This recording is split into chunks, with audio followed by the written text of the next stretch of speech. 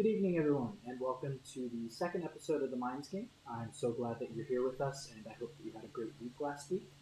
A little bit of a background on where the party is now. They currently have new avenues ahead of them, and they're trying to figure out which path to go down and which adventure to take on.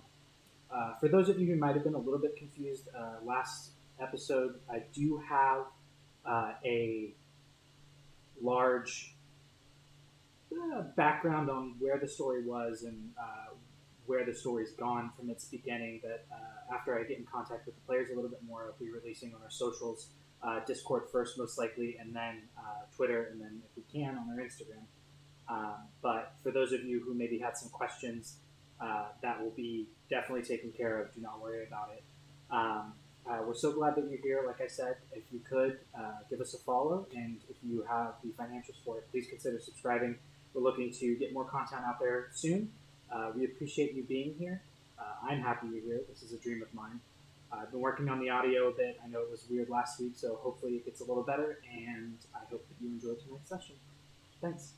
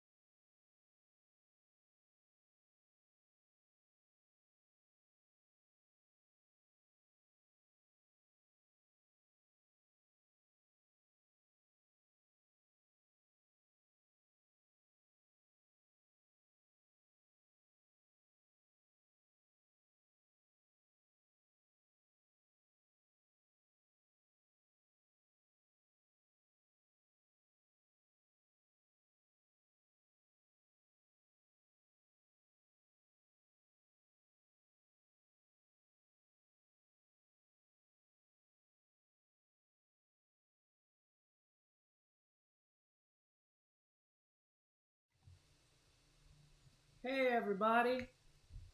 Welcome to tonight's episode of the Minds Game, where friends, just friends, play D&D. Quick thing, if you have the ability to, follow us on Twitch, and if you have the finances, consider subscribing. We would really appreciate it. We're looking to put more content out. That's going to be something that is for our subscribers. So please consider doing that. Other than that, that's it. That's all I have to announce. I hope you guys had a good week. So let's just dive in and jump into this. If you have any issues with the audio, let me know. Trying some new stuff out. Hopefully there shouldn't be as much of an echo. So other than that, let's go ahead and jump in. So last we left off, you guys had finally made your way back to the vineyard. Decided to take a well-earned respite for a few days and started off basically the new year finding out some various bits and pieces of information, having conversations with dead bodies, and as it was aptly put, finding out that the Raven Queen's influence feels like reverse peeing in a lake. Having weird dreams in the process and receiving some gifts from some interesting individuals. We pick up New Year's Day in the 138th year of this epic. So, for those of you who are here, what would you like to do? Guys, can you believe we've been playing this game for 138 years? Yeah, I didn't know I could live that long. That's fucking incredible. I mean, I don't know how long, tieflings and various demon people live, but, I thought I would be dead a long, long time ago. Yeah, frankly, so did I. Thought that you'd be dead, or you thought I'd be dead? Thought you'd be dead. Both. Yeah. I figured Gideon would kill me by now, honestly. Yeah. Or me. I mean... Let's be real. I mean, at the beginning, you were a little hit or miss. I mean, I felt welcome immediately. I don't know about you, but... I mean, you did try to stab my friend in the back. No, that is incorrect. I tried to stab your friend in the front. Oh, no. Well, there was an axe involved. Yeah, it's more of a slashing motion, really. Anyways, tomato, tomato. Both of those are vegetables. The same vegetable, yes. Well, fruit, technically, but yes. Believe me, I was a farmer in another life. I think it's a vegetable. Alright. But anyway, new year, guys. We survived this last one. Yeah. That's unexpected. I'm not gonna lie, I didn't really think we'd make it this far. No, we literally went to hell and back. Yes. Yes. Yeah, that sucked. Let's not do that again.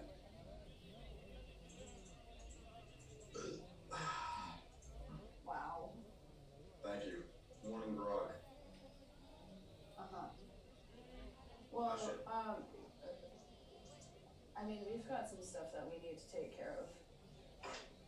Yeah, it kind of seems like the list of things that we need to do is getting bigger and not smaller. Yeah. Let's see. You're still possessed by a demon. Your family still has a blood curse. I still need to collect more amulets.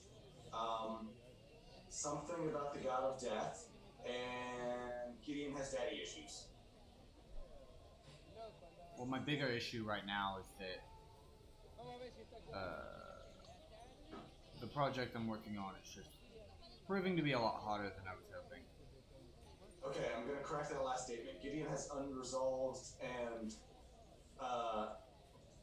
conflicting daddy issues. You know, that sounds pretty fucking... No, never mind. You have a... What's your fucking... What's your Passive insight, you piece of shit. Super high, 19. Fuck you. Hey, what? Yeah, man. You have no idea what you're talking about. Insight is 9. Yeah, man. 19. He's got that dumb guy wisdom. I am a Mine is- terrible bard. 15. Mine's 14. What the hell, you guys? I wonder I'm rolling terribly all the time. I don't know what to tell you guys. He is unburdened by the weight of knowledge. Well, frankly, I think that the blood curse is probably more important right now. Just simply because, Zinnia's been having some trouble. Yeah, that whole thing outside the raid room yesterday, that was a little concerning. Yeah, and it's just been slowly kind of building. Like, that's the worst it's been, but it's definitely been over the last week getting worse. Okay, yeah, so maybe we shouldn't sit on this one anymore. We still need to go get our blimp though, right? Yeah, that's another thing we gotta do.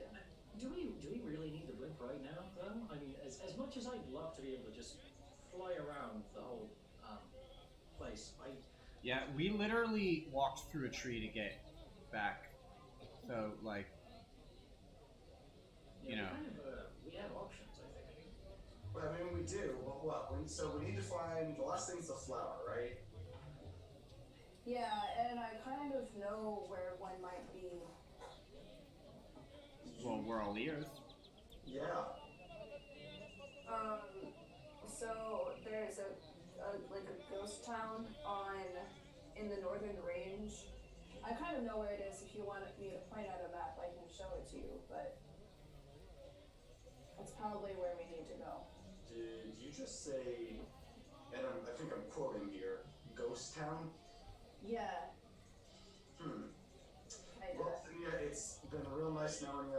I mean, Hey, no, super hey. tough break. We literally went to hell. Don't tell me that you're afraid of a little bit of the unrestless death, right? I am not afraid of zombies. I'm not afraid of skeletons. I've seen them all before. I fucking talked to your goddamn god, and she made me feel awful because she's literally death. But I don't fuck with ghosts. You know what? That surprises me a little bit. Ghosts are creepy. Isn't your whole thing like the whole I'm. dead civilization thing? Wouldn't you feel? Yeah, but Yeah. I mean, what are the fucking odds there are ghosts there?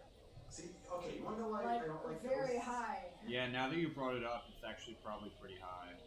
You can't punch a ghost. You can punch a Actually- skeleton. Actually, no. You can punch a ghost. I've seen a monk do it before. It's possible. Okay, Not believing in yourself hard enough. okay, I guess I just need to believe myself hard enough. Then it's very hard to punch ghosts. Either way, I don't fuck with ghosts. I could probably punch a ghost. Yeah, Probably. if I'm feeling it, I could punch a ghost. I could probably well, I don't know if I could punch a ghost, but I could Inside it to I think we're all missing the point here. Zinnia, you've had a long ride, real tough break. I mean, I'm sure you've lived a nice long, however you people live, slightly less than normal, but I'm sure it was a great time. No, we're not saying goodbye to Zinnia. We're gonna go fix Zinnia's problem. Oh, hey, Kimmy. Hey. Just felt like hopping in, since Ashton's trying to do me wrong. No, man, I'm just saying, there's gotta be better options than ghosts. Right now, there's not. Fine. Yeah, I'm with you on this one. But right now, I mean, we literally have to find a place that a celestial died, so I don't think that a ghost is going to be the worst we're going to come across. Fine. We can go to the ghost town, but I'm gonna complain the whole time. You know what? That's fair. Go for it. I'm okay with that. So where is it? Right here. And I'm gonna point to it on the map. Okay. As you guys kind of walk over to the map that's within the vineyard, it's like slightly north of Lake Athelion. kind of on the edge of the forest and the upper Penumbra range. But it's a small town based off what you can tell on the map. And Asher, you haven't heard of it before. I don't think any of you. Gideon, you actually might have. Make a history check. I forgot my physical dice, so it's all D&D Beyond tonight, kids. Ooh, I got a +4. Okay, so 14. 14? You remember hearing, like, when you were younger and lived closer to Lacus, in Lacus, you remember hearing, like, children's ghost stories when you were young. You were kind of more focused on your studying at the time, but And right now I'm more focused on writing notes about punching ghosts. yes, Gloves to punch ghosts. gloves to punch ghosts. You remember having a similar idea when you were younger, and hearing about ghost stories of, people who, like bad people, who were once a part of some bad thing, left, and all of them went to this one place and like, killed everyone, and now all of their ghosts haunt the area, but no one actually knows if that's true. It was just like it was a bunch of kids making up stories, or so you think. You don't really know. You've never been there, so. Yeah, like I said, I've never been there, and honestly, I've had a lot of information crammed into the old noggin in the last, couple of years, so I probably lost quite a bit of what I actually learned right then. Like I said, man, burden of knowledge. I have to begrudgingly give you that one, I'm sorry. You got a point. I hate saying that, it feels so wrong coming out of my mouth. But it sounds so right. No. So, I mean, it's a town of ghosts, supposedly. Have you asked, your dead god about the dead ghost town? No. Well, maybe we should. Seems like something she'd know something about. Just because it's a ghost town and a lot of people have died there doesn't mean she's gonna know about it.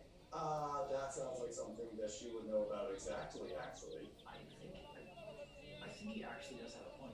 Yeah.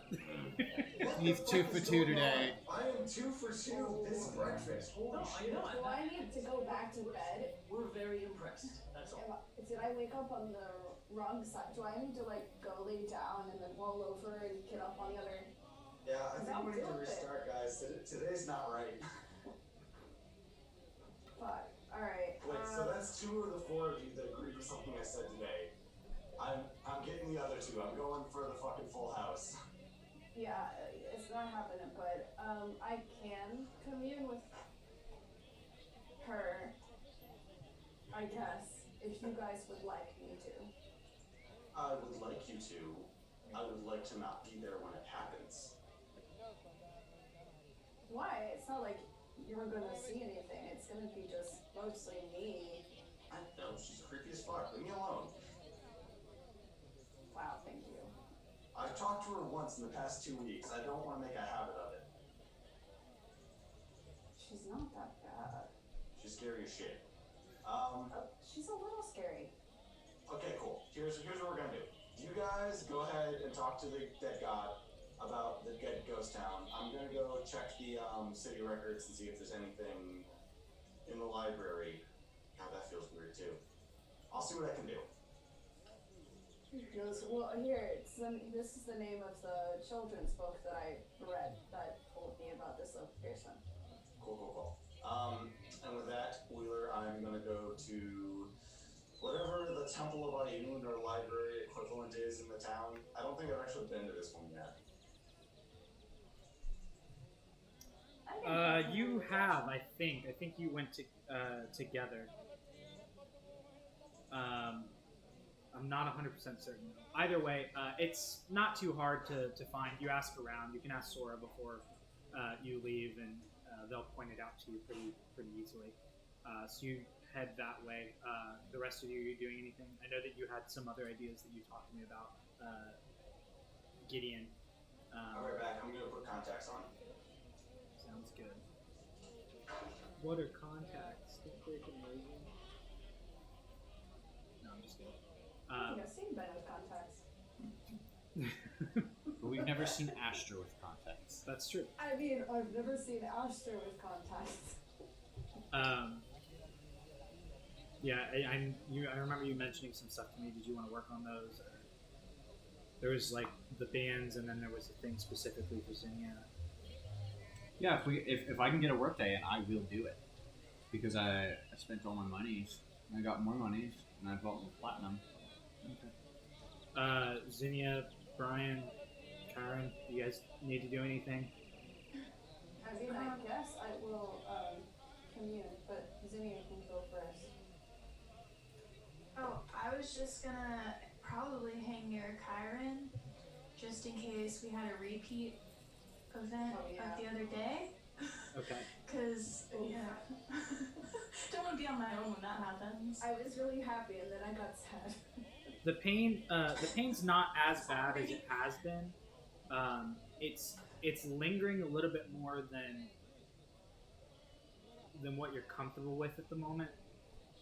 It's like when you haven't eaten for like a few hours and your head starts to just kind of get warbly. Like you can feel that feeling, but it's not like debilitating or making it so that you can't focus.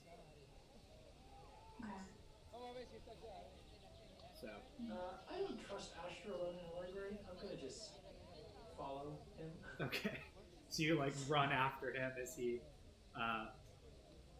perfect timing, comes back into view. That's what Ben looks like with contacts, by the way. Wow. I've never seen you not play without glasses. Dude, I wore contacts last week. My screens are super bright, so that, I guess I just really hard, didn't so you can't notice. see my eyes. He does all of his emoting through his eyes. Yeah. In that he only does the anime character glare at all times. See, when I have the glasses on, I can do the anime smart too when he goes Super Saiyan, just push them up with 2 fingers in the middle.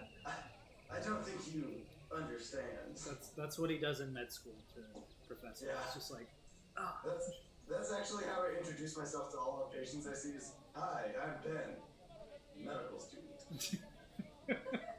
Yikes. all right. So Brian runs after you, Asher, and follows you, and Zinnia and Kyron, you go off into a secluded area, and we will. I'll say we'll Come start back next week. Good night, guys. Yeah, that's it. No, we'll start with let's just say Kyron and Zinnia. You guys kind of gather what you need for a commune, as I'm sure that you have prepared, and you definitely have what you need. You can go ahead and lay out the proper, pieces that you need in order to cast it. Where do you want to do it? Well, shoot, if I could go to the Ravenry, I would do it there, to be honest. Okay. So, and then Zinnia will also feel better. Yeah. You guys walk out. Yeah, and I'm definitely a little weary because I don't think I've ever seen this. I don't think you have either. You guys walk down, and you can see Asher and Brian kind of walking with each other down into the city proper, and you guys kind of follow along until you break off different routes and head to the Ravenry.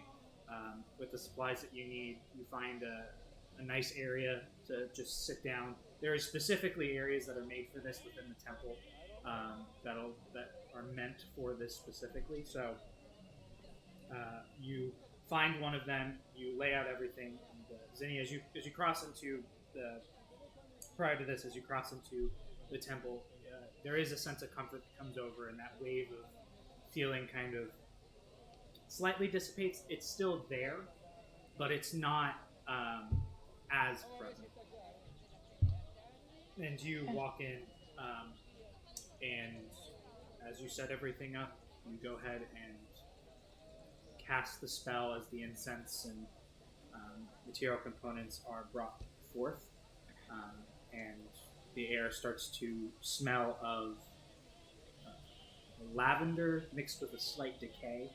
That's pretty ever present in this temple, but stronger now that you've lit the incense. So what do you ask? Did you tell us earlier what the town's name was? I did not. Okay. You wouldn't know. It was just a children's story, so it didn't have the name. It just talked about, this entity, and that was pretty much it. Okay.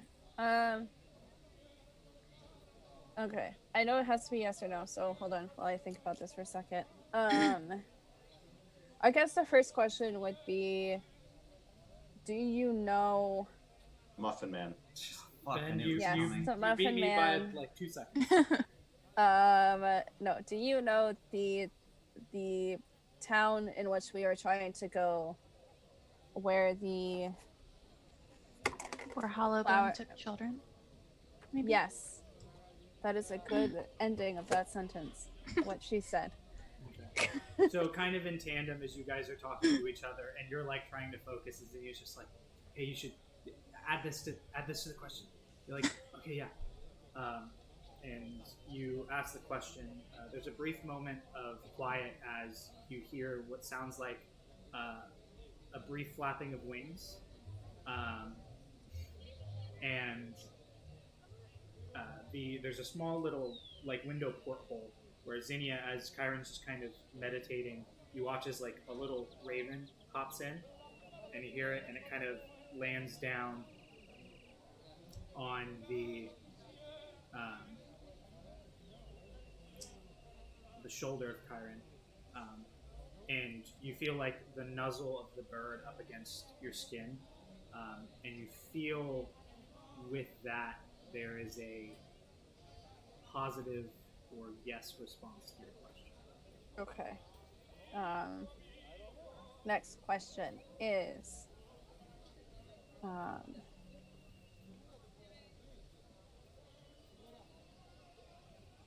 okay, will the path to this flower be clear? No, that's not a yes or no question. Actually, no, that is kind of a yes or no question.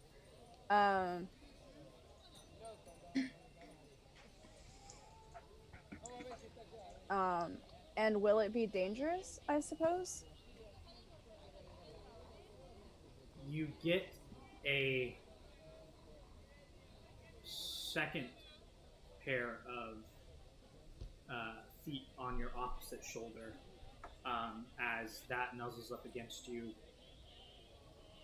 and then almost immediately, since technically it's 2 questions, but I'll allow it to be 1 because you phrased it as 1. I didn't mean to, but you can make it 2 questions. You get like an affirmation of yes, and then you get to your "is it dangerous" aspect of the question. Both of them kind of lean into you and get close, as if to say yes, almost like certain yes. Okay. That can be 2 questions if you want it to be, because the only other question I was going to ask is if I'm going in the, like, if I'm already aware of the direction and if that is the right direction to go, but I feel like the book kind of already told us that, so yeah, you get this, like, there's a last bit of inkling of a question that kind of escapes your mind, and right before they leave, one of them hops off the corner, the other one just kind of gently nudges and nuzzles into you and then flies off, and that kind of gives you your final yes.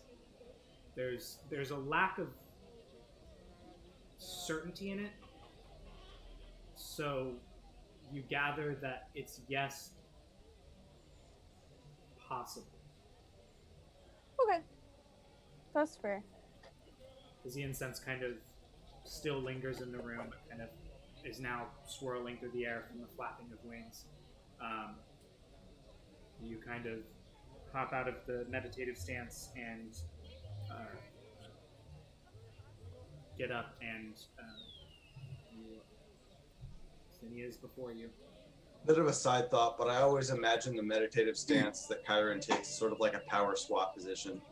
Yeah, that seems accurate. Just a bit of headcanon. Sure, why not? Just like That sounds squatting. probably about right, yeah. You're just like down on your knees with like your hands or your arms like sagging on. That seems accurate. I'm about that. Okay. So as you guys finish up with that aspect of it, we'll hop over to Brian and Asher, who have made your way to the front of the what is basically a library.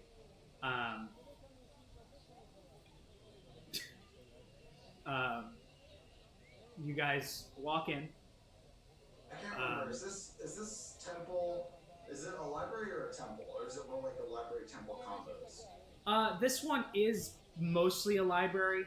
First and foremost, obviously there are there are icons and iconography that are in reverence to Ayun, as she is an individual who is very much into books and knowledge. So you'll see like small statuettes placed here and there. The head librarian isn't wearing anything, but there are a few librarians that wear like small holy symbols.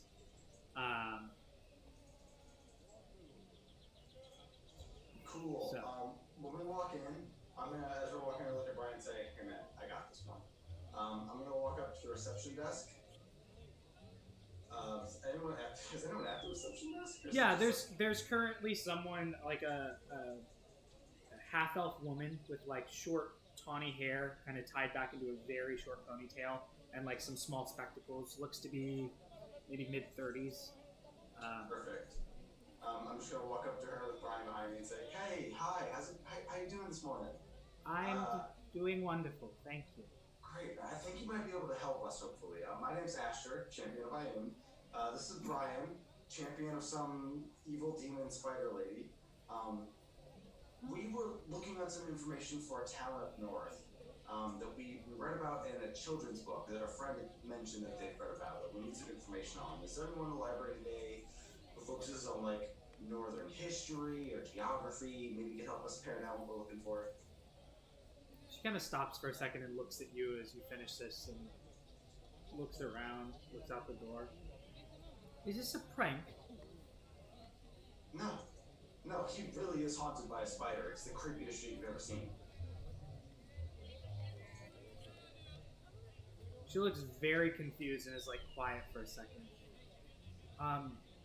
You said a book on a city with dead people. It's a goat here, and I handed a little slip of paper with the city name written on it that Chiron gave me. This place. My friend, they said they read about it in a book, and that it might be like a city of the dead or a town of the dead or some shit like that. And we just need a little more information on it if you happen to have anyone who would know. The piece of paper that you hand over, she looks at, she goes, this is the name of the book. Oh, that'd probably be a good place to start, yeah. No. Right this way, and she just kind of walks over and goes and grabs another copy of the same book that Chiron had and just puts it down on the table. If you need any more assistance, grab one of the people who is working here. I have to go to the reception desk. And just kind of help walks is away. very appreciated. I look over to Brian. See, man, these are my people. I know what I'm doing. I feel so at home in the library. That's so weird, right? It's a miracle that you managed to find your way back here without us. Listen, buddy, I appreciate that you are trying to look for a bit of guidance. But really, I can let me help you out here. Let's try to find that story that Kyler was talking about. Okay, that's probably a good plan. I'm just gonna flip through the different headers of the stories of the book. Okay. You, as you flip through them, there's quite a few. but you do end up finding one that matches somewhat of the description about an old lady knucklebone or hollowbone, sorry, who was like the fear of children somewhere up north. It's more of a recent story from what you can tell, and it also talks about this ghost town or whatever. And there isn't really much information specifically on the town. It's more of just like a nursery rhyme and something that, from what you can tell from your insight and just reading it, it's something you think parents would read to their kids if they were misbehaving. It's like a German fairy tale. Yes. All of the German fairy tales. So I think this is it. It doesn't really mention anything about like a name or even like a general appearance. It just sort of, it's almost like an offhanded comment, I guess. Seems though most of these stories have some kind of a basis in truth, and honestly, knowing all of the crazy shit we've been through, I wouldn't be surprised if this whole lady Hollow Bones is still lurking around somewhere. Let me see if I can grab someone, see if I can figure out where exactly this story came from. Excuse me, I'm just looking around for someone. There's a small halfling man who seems to be elderly. He's currently, from what you can tell, wearing very simple robes and what looks to be a symbol of Ioun on his chest. And he kind of turns around and goes, "Yes?" Hi, pardon me, sir. Hold on. Sorry. Party foul. That's a weird contraption you have there. Yeah, it's a bit of artificery. I don't really understand how it works. Anyway, I was wondering, I'm doing a project for my Bardic College on stories revolving around hauntings and spirits and things like that. The story in this book here, they pointed out, I'm trying to see exactly where that came from. Do we have an author, or perchance a location I might be able to match this up with? Let me see what I can remember.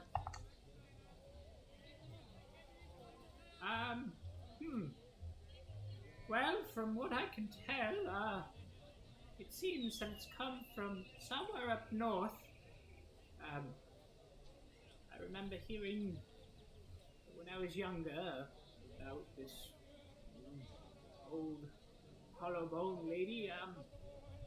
Let's see what I can find. And he kind of walks off. And, you watch him. He kind of moves very slowly, but manages to, after about 5 minutes, come back with a couple books.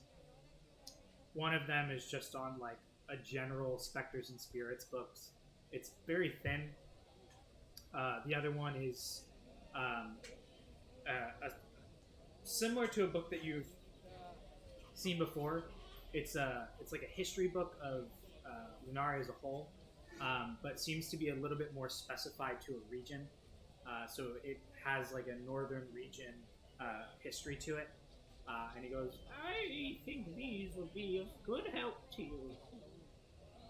I think." Alright. If you want, I can read with you.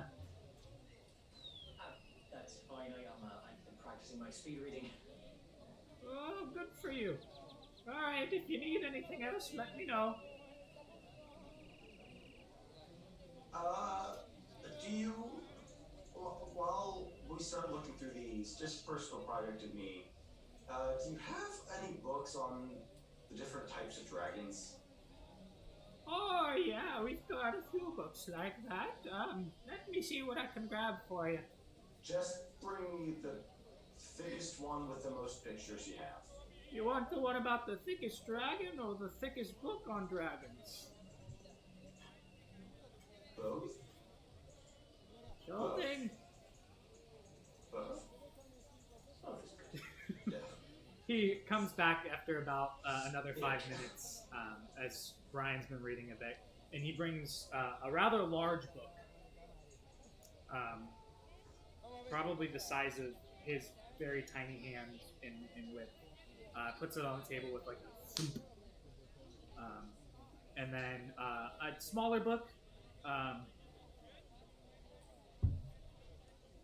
and it's kind of got what looks to be a like haze over the top of it, and as it looks like it's moving. And he goes, "We're not allowed to show this to the public because kids like to come in here. But that's the one on the thickest dragon." Wait, this is just a book full of Sonic OCs. What am I gonna do with this? And he kind of gives you a wink and then just walks away. I like that guy. That's why you have to be very careful about your word choice. Yeah. I mean, we're gonna still read it, right? It's not really my cup of tea, honestly. Anyway, have I found anything at this point? Make a just general. Yeah, I'm gonna start flipping through some of the other non-dragon related tomes that are brought to us as well. Okay, both of you make investigation checks. Just So we're looking. What's her name? Hollow Bones? Navi Bones? hollow bone. Hollow Bone. Well, yeah. First roll, it's a nat 20. Oh, yeah. Shit not. Ooh, nat 16, 18 overall. Not 4 total if you're looking for that. not bad either of you. So, Brian, as you are going through, you kind of flip through the Spectres and Spirits book real quick. You get basically a basic rundown of the different types: banshees, ghosts, specters, and just get like very general information on them. You realize it's not what you're looking for, but still an interesting read. And then as you move into the second book, that's a story of the specific region to the north. There's 2 cities that you think would match the description. There is a town, or in this case, almost a kingdom, based off what you can tell, that has a rather small section, and you're intrigued by that because it seems like it was a large kingdom, and has so little written about, called Oberlon. The only thing that it says is that it was one of the finer kingdoms in Lunaria prior to the demonic incursion nearly 600 years ago, but seemed to disappear without any notice, and no one has been able to find it since. No one knows what happened to it. No one knows where it went. People just tried to go there one day, and the city or kingdom was gone. What was the name again? Oberlon. Obrula. That kind of piques your interest for a second, until you read of a second town, smaller in size, called Deloc. Deloc. It was next to Daki. Yes. If we're No, lucky. it's next to the door.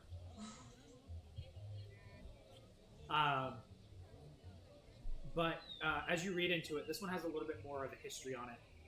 It was said that there was an attack on this town because of its proximity to the capital city, and it goes into, here's the name. It's now known as Lacus, just kind of giving you a reference.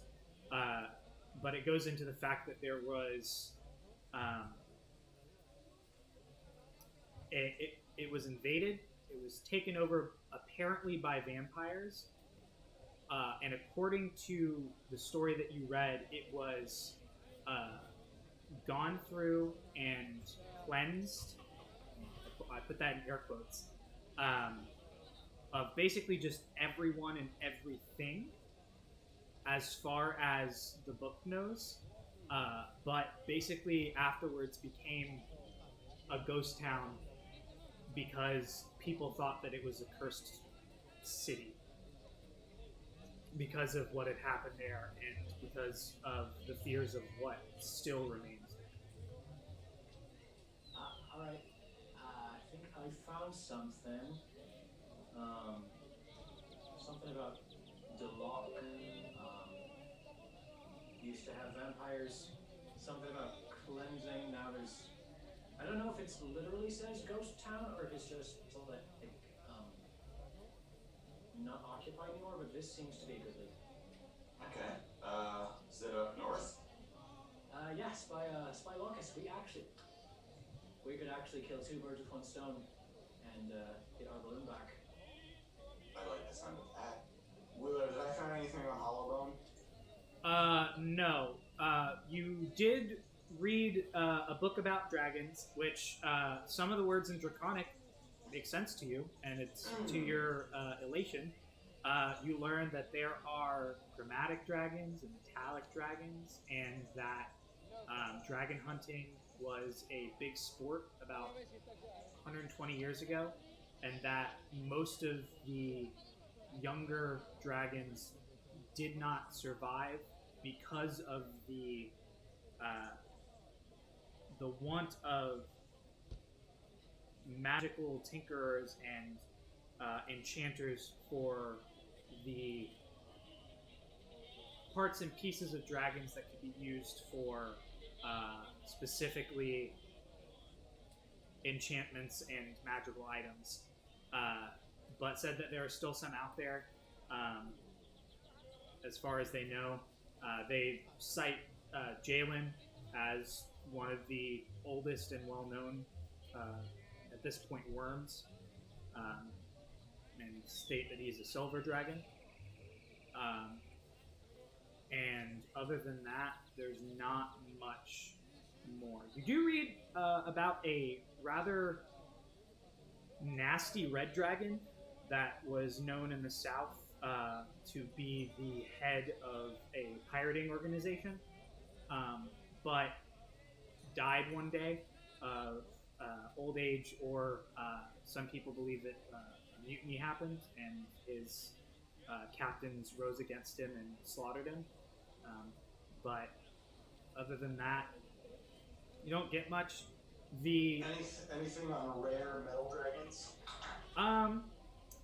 It states that metallic dragons are rarer than others, that they are more kind-hearted than they are evil, and that if you are to meet any of the known metallic dragons, you best make good company and have probably made a friend for life if you have made a friend. That's really all it says. The other book is hands down just dragging around. I mean, it's like it is like and a book of thick dragons. Yeah, it's like Use the two. It's like fan art of like dragons, but like dummy thick, and then like some like dragonborn and like central position. It's basically a Playboy, but for like dragons. Cool. My OCs, please do not steal. Anything in the actual relevant historical books about Hollowbone, or after Brian says Deloc, I start looking for anything in reference to Deloc. Okay. You guys go through for the next. Make another investigation check since now you're looking for something different. That one sounds good. That's an 11. 11. There's less about the city, and for good reason. No one really wrote about it because it wasn't a city of wide renown. And then after, basically what you can find out is after basically the incursion and the cleansing happened, it was not writ about anymore because nobody wanted to go and check out what happened. People were too scared.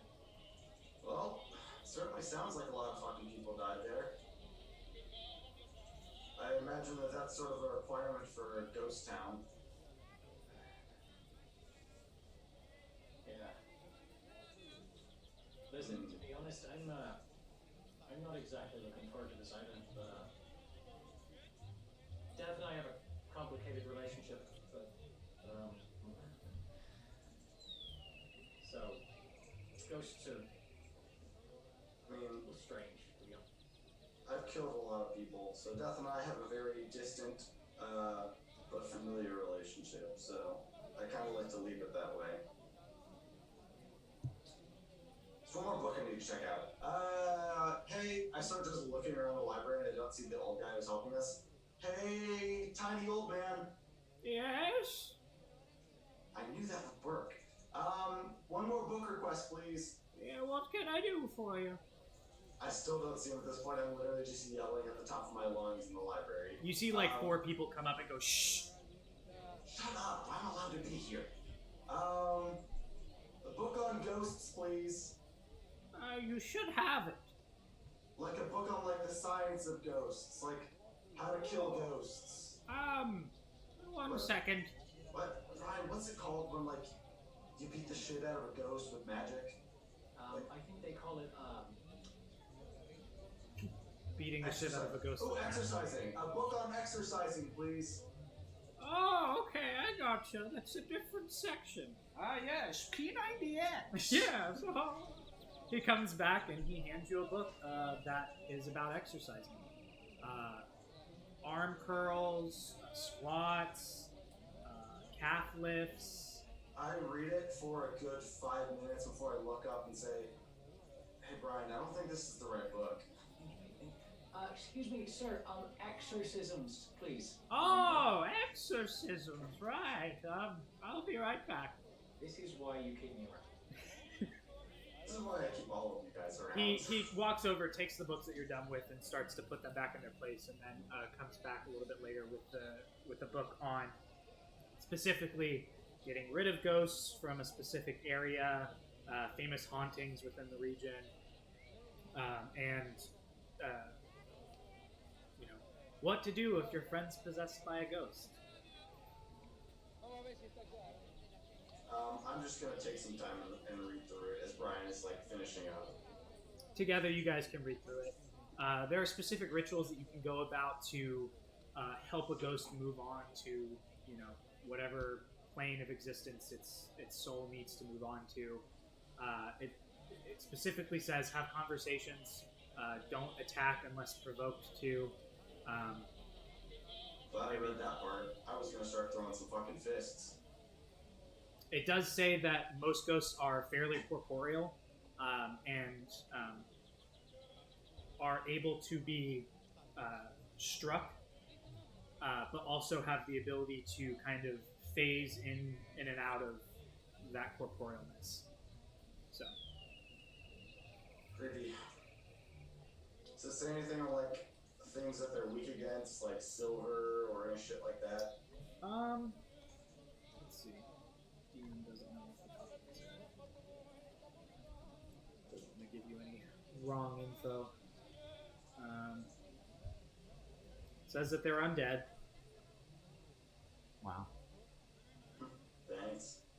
There's nothing specifically that's been slated as being something that does, they're vulnerable to.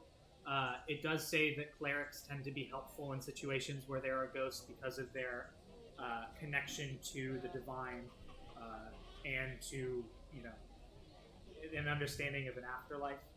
But other than that, they're not too much. Okay.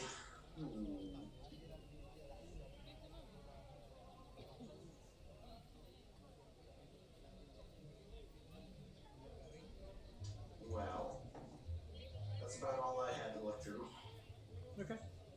So do we think the lock is the right path to go down? I mean, did you find anything else? I think it's our best option. I did see another thing, Oberlin or something like that, but I feel like that's just more disappeared. I don't Well, if think... that's the one, how the fuck would we find it anyway? I have no idea, so we really kind of only have one option, I feel. Fuck it, alright. I guess we're doing that one.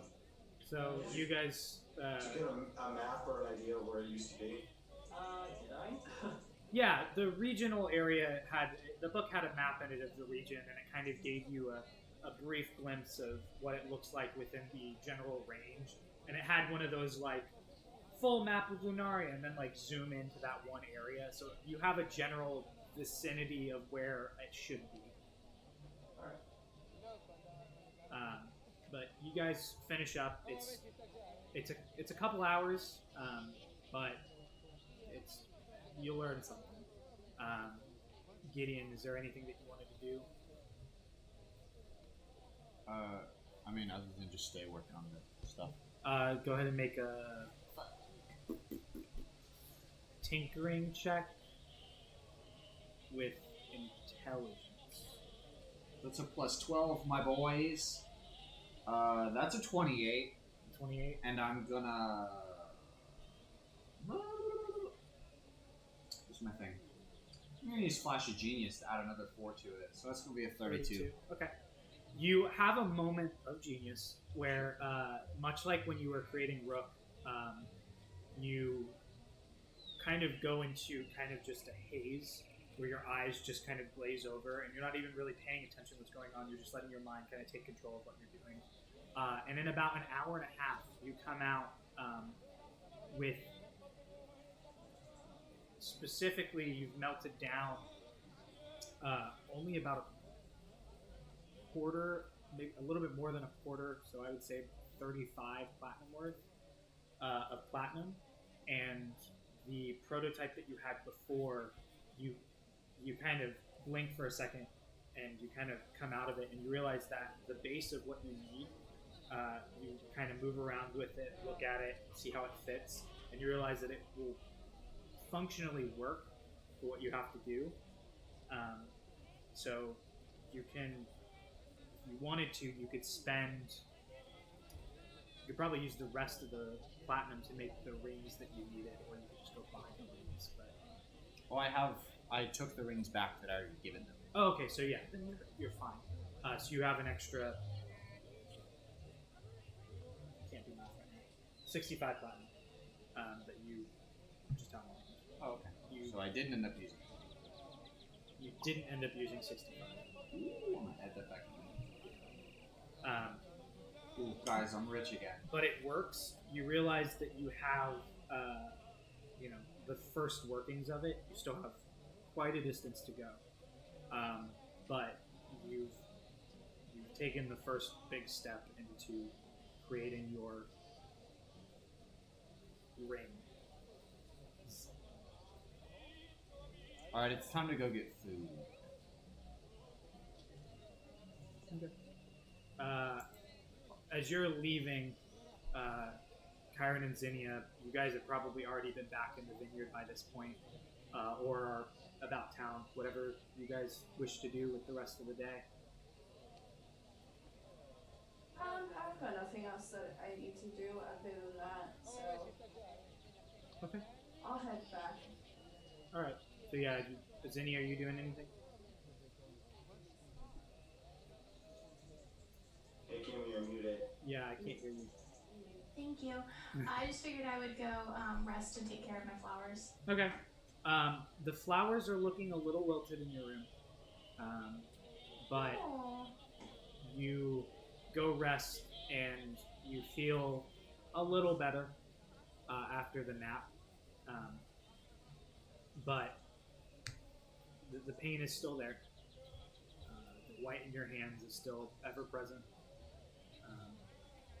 And the quiet of the underside of the vineyard doesn't really help to ease any of the anxiety you currently are having about it. So you grab lunch. Kyron, you go back. Brian, Wait, it's only lunch? I'll go have lunch with Gideon. Why yeah, not? you guys woke up in the morning. I thought it was dinner. No. I'm so fucking good at this, guys. Hey, I'll catch you if you like if I'm walking up as you're walking out. I'll go and have lunch with you. Yeah, you had an early start to the day, so it's only about 1 o'clock right now in the afternoon. Woohoo! Yeah. You walk out into the rain. Right at about the same time as Kyron's coming back, you guys have a small conversation and go off. Zinnia walks inside. And then Brian and Ash Aster, what do you guys want to do? Once we get the information, I'm just going to go back to the vineyard. Okay. As soon as I walk in the front door, I'm just going to yell at the top of my lungs, "We found the place!" And then I'll probably realize that pretty much no one's home right now because they're all at lunch. I'm going to go find Sora. You see Charles as you scream out in the foyer, you see Charles kind of walk up, and he's not wearing anything, but that doesn't matter because he's a Nimblewright and he doesn't need to wear anything.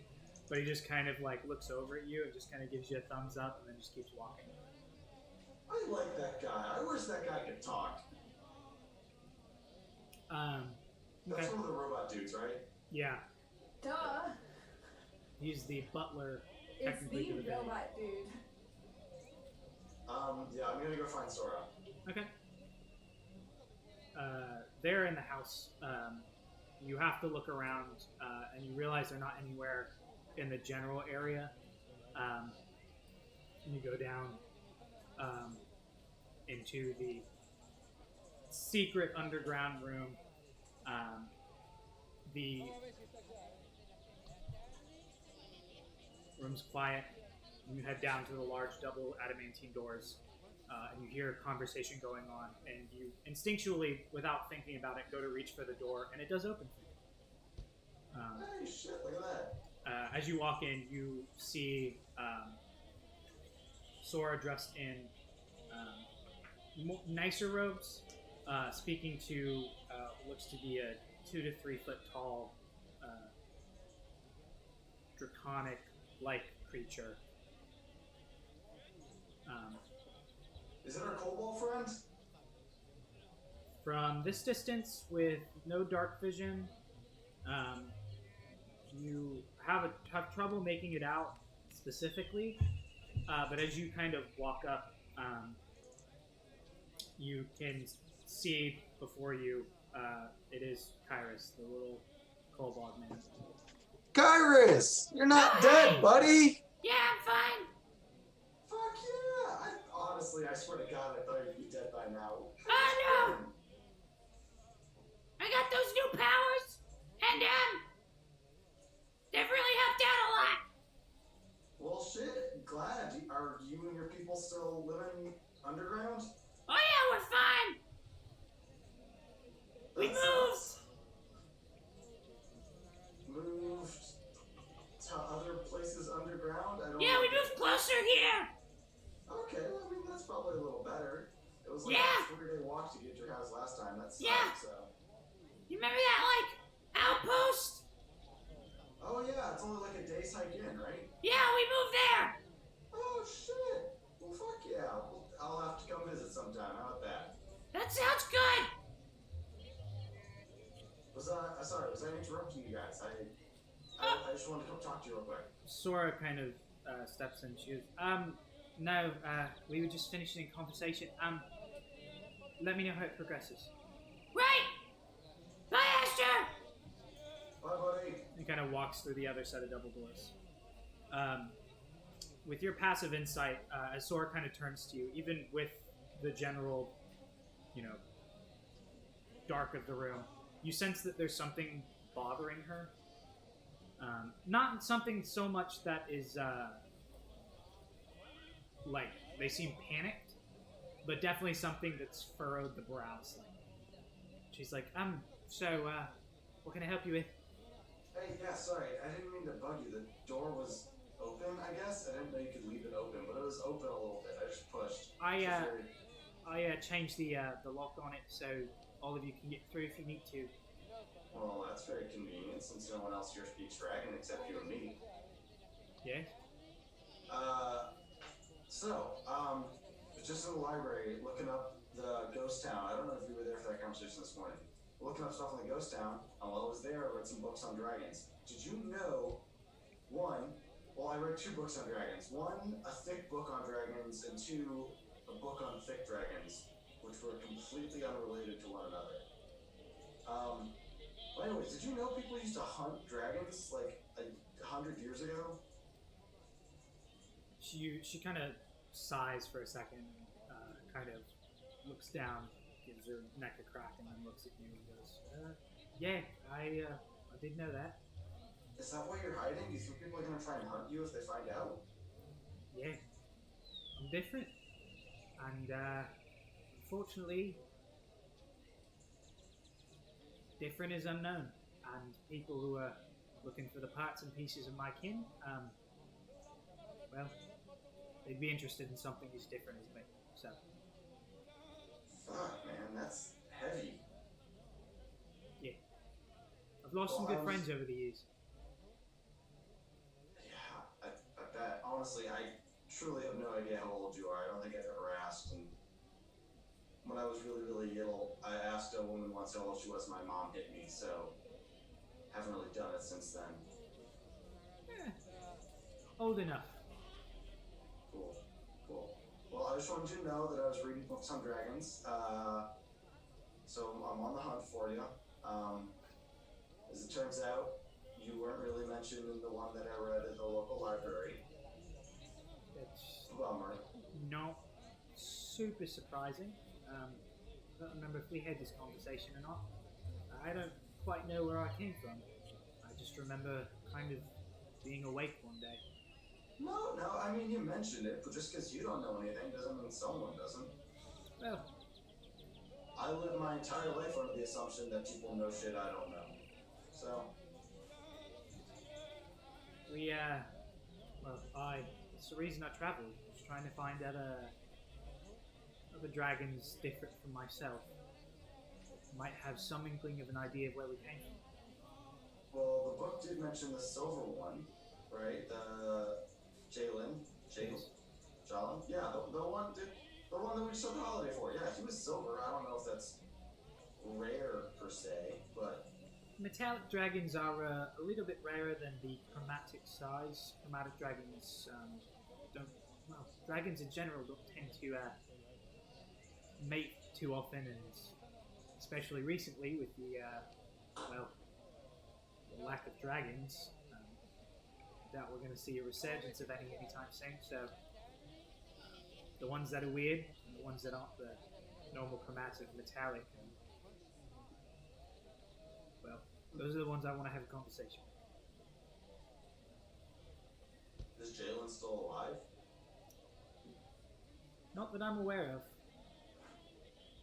Has anyone looked? I'm sure those who have either come under some sort of spell to make sure that they don't allow anyone to know where he is, or are so awestruck by his power that they don't really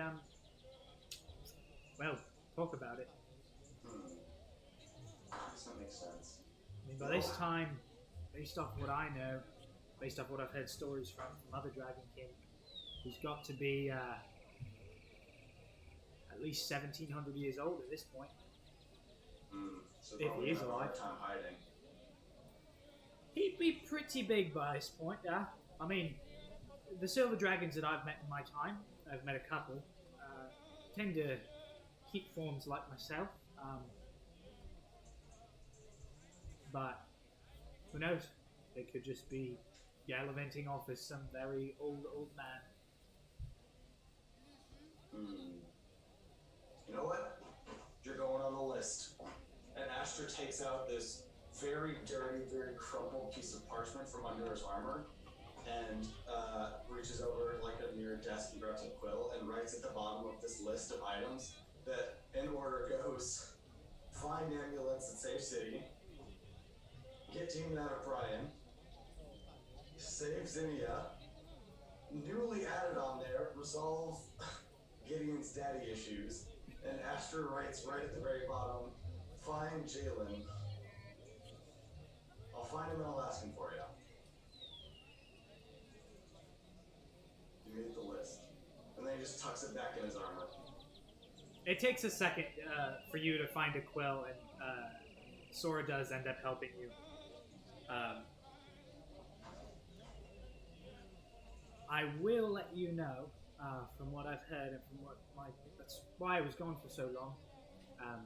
When Gimbal took me in and kind of kept me secret, we went out, I went out, and I started searching for, other dragons. And when that happened, I met a few interesting ones, different.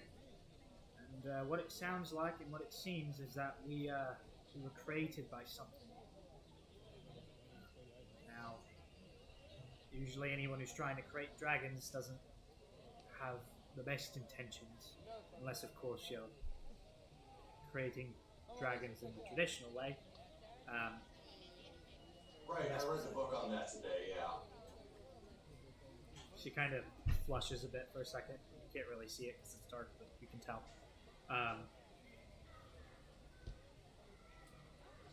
Yeah. So, sorry about the conversation. I didn't mean to be down here. There was just... It's... Whatever. Do you have any more questions? No questions at all. I just want to let you know. Well, it sounds I'm going to go tear apart the other half of the stables now. I'll see you in a bit. Be careful! It's you Just close the runs door. out of the room. Yeah. Alright. What do you guys want for lunch? Food? Ooh. Yes. I will grant you this food you seek. What do you, what kind of food? What do you want?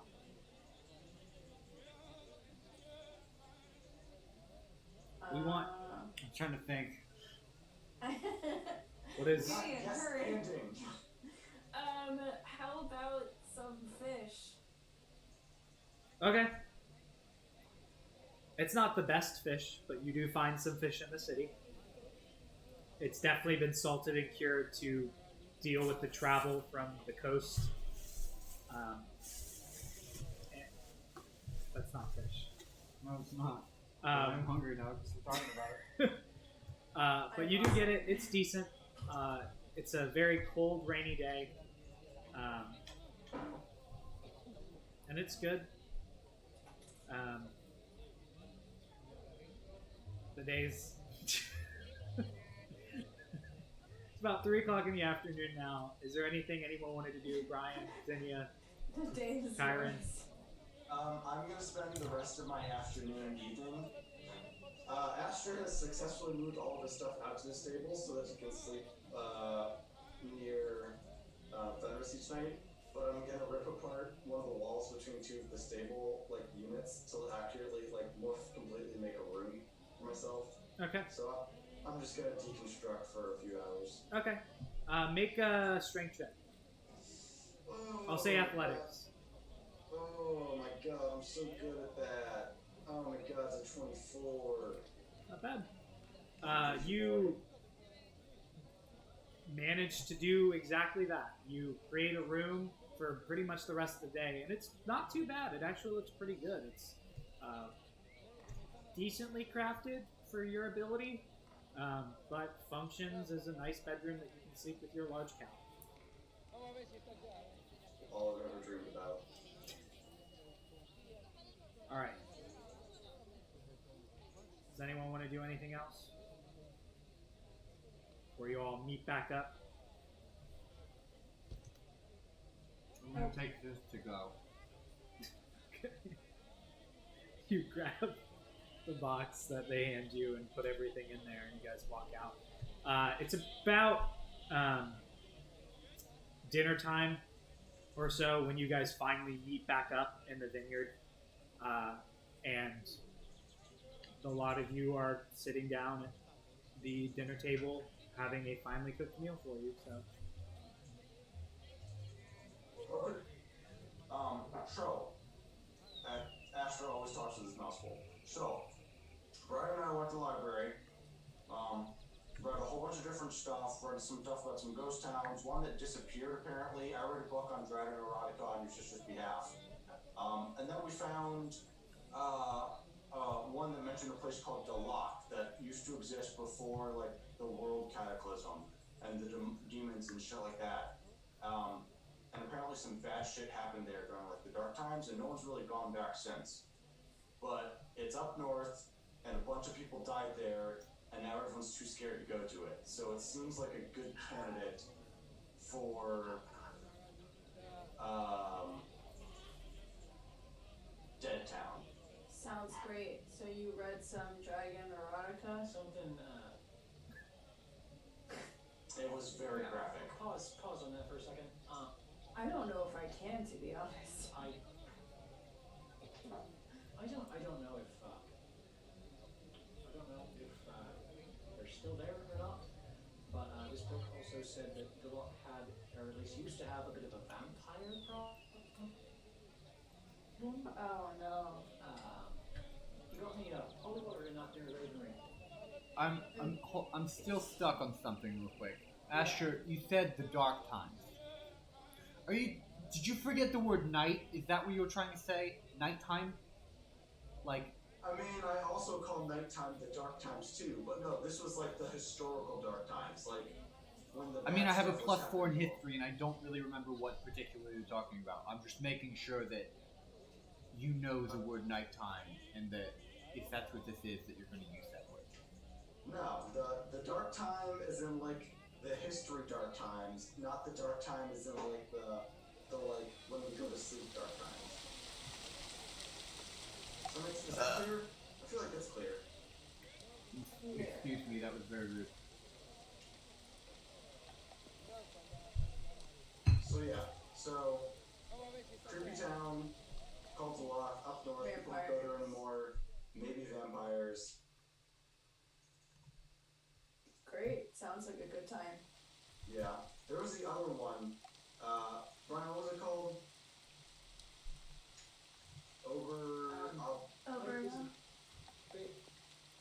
Yeah, that one. Oberon. Yeah. Yeah, so that one was the other one we found. But apparently it just fucking disappeared. Like, literally, like, the whole place. Like, people went there one day and it was just gone. It was... So... Like, wait. We just can't. Like, the... Like, gone. Like... I mean, that sounds like a mystery on its own, right? Like your underwear after a one-night stand. It's just gone. It's just gone. I was going to more say if you could use your teleportation spell on an entire city. Yeah, that sounds better. The underwear after a one-night stand, I like that's a... Yeah, we can all relate. So the problem is, if that's the city we need to go to anyway, we're kind of fucked because no one knows where it is now. So let's hope it's the other one. I think it really starts. Well, we can find the things we need. Where to go. At least we know that this one's still here. Yeah. Oh, and the good news, Lacus is apparently was near where Lacus is, so we can go get our balloon back too. Hey, that sounds great. Yeah, that's on my list of things that we need to do, so. Yeah. So, that's all we found. Who do the dead say? Oh, sorry, I was yawning. The place that we're going to is dangerous. Most likely, possibly, same direction. I mean, that we know where it is. Also that she does know of it, so there you go, you were right. I mean, it's a town where a whole bunch of dead people are. I would kind of assume that the Mistress of Death would know about that. You know, she's got a lot going on. I wasn't sure if she would, Just kind of seems like a common knowledge sort of thing, you know? I guess, yeah. Just say you're a cleric of the dead people, but here I am coming up with the dead people solutions, and I want to take a big bite.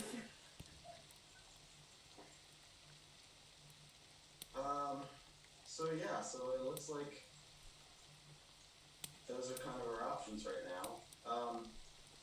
Biggest question I had before we sort of go gallivanting off, if we sort of leave the city and the Ravenry, are you gonna die? And I look directly at Zania, like right dead in the eye. I don't think so. But I mean, it's always possible. Is is there less than a 50% chance you're gonna die from travel? I think so. I want to That's say like good enough for me.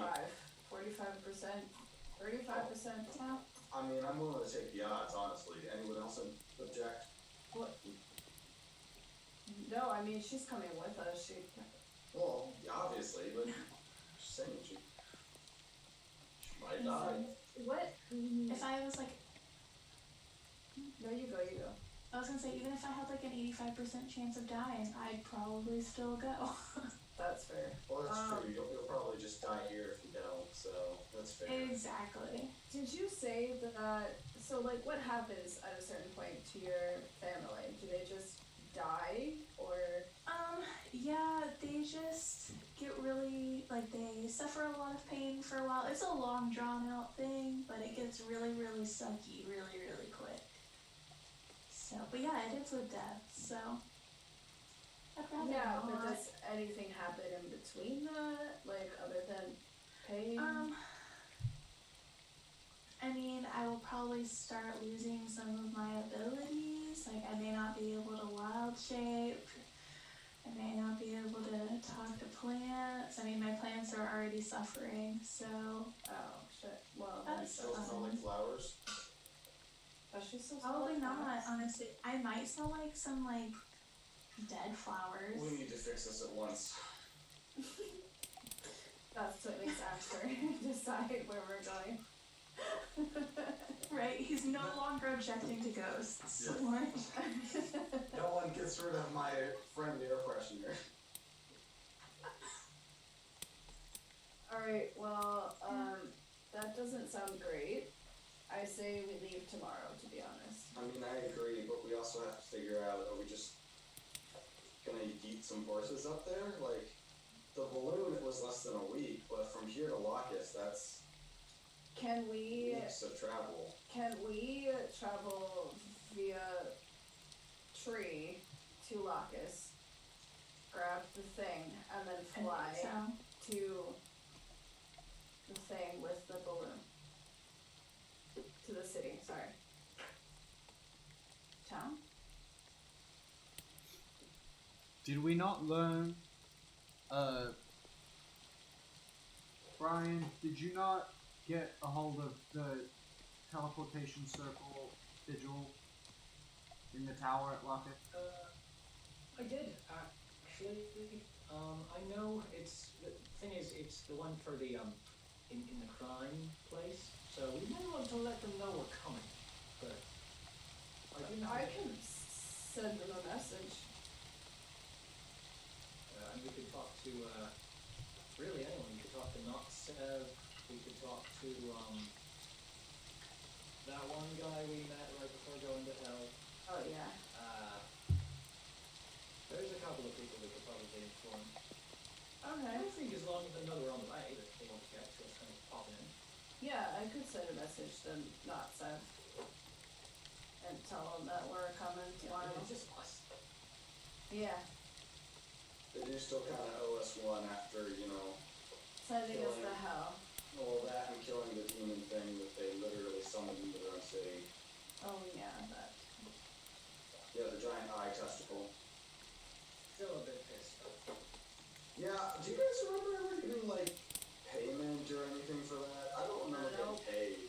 Nope. And somebody died, so Yeah, that kind of feels like something they should let us use their magic circle, honestly. Yeah. I think they kind of owe us at this point. I mean, you guys did get Do we get paid? Yeah, you got I remember like getting paid. 2,500 gold pieces. I don't know why, I do not remember that. Yeah, I don't remember that either. Still, one of us died. It still feels like they should let us And use I the don't magic think I circle. updated it on my sheet either.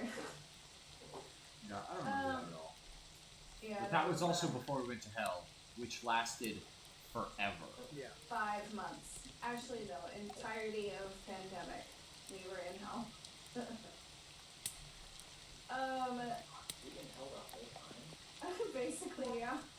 Yeah. Yeah, that's why I just feel like this whole year has been, we went to hell. Because it's literally we went to hell for the pandemic. I mean, All of a sudden, in Philadelphia, a card comes up, the gang goes to hell. I'm gonna send a message to Notsev you're gonna send a message to Seth. Yeah, that's Okay. it. So as you start the ritual, the somatic components for it, for the sending, that's where we're going to take a break to use the bathroom real quick, and we will come back with you sending the message and getting a response back.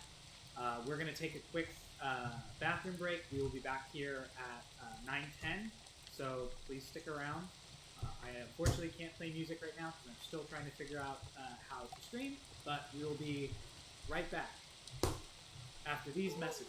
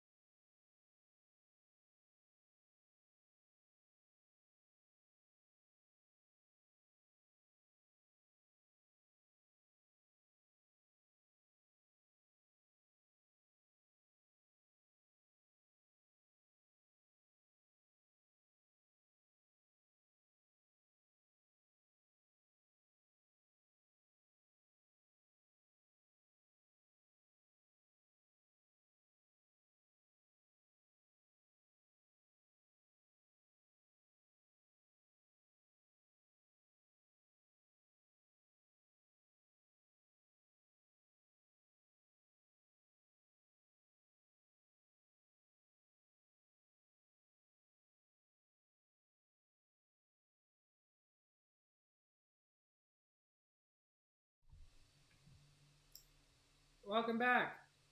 It's us. Thanks for sticking with us through break. We are officially back.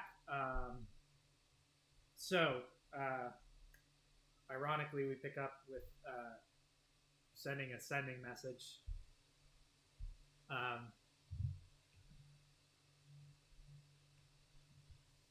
So as you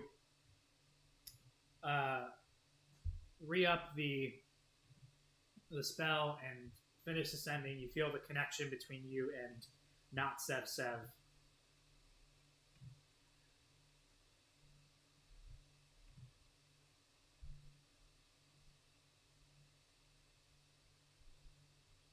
Hey, it's me. I am coming through soon.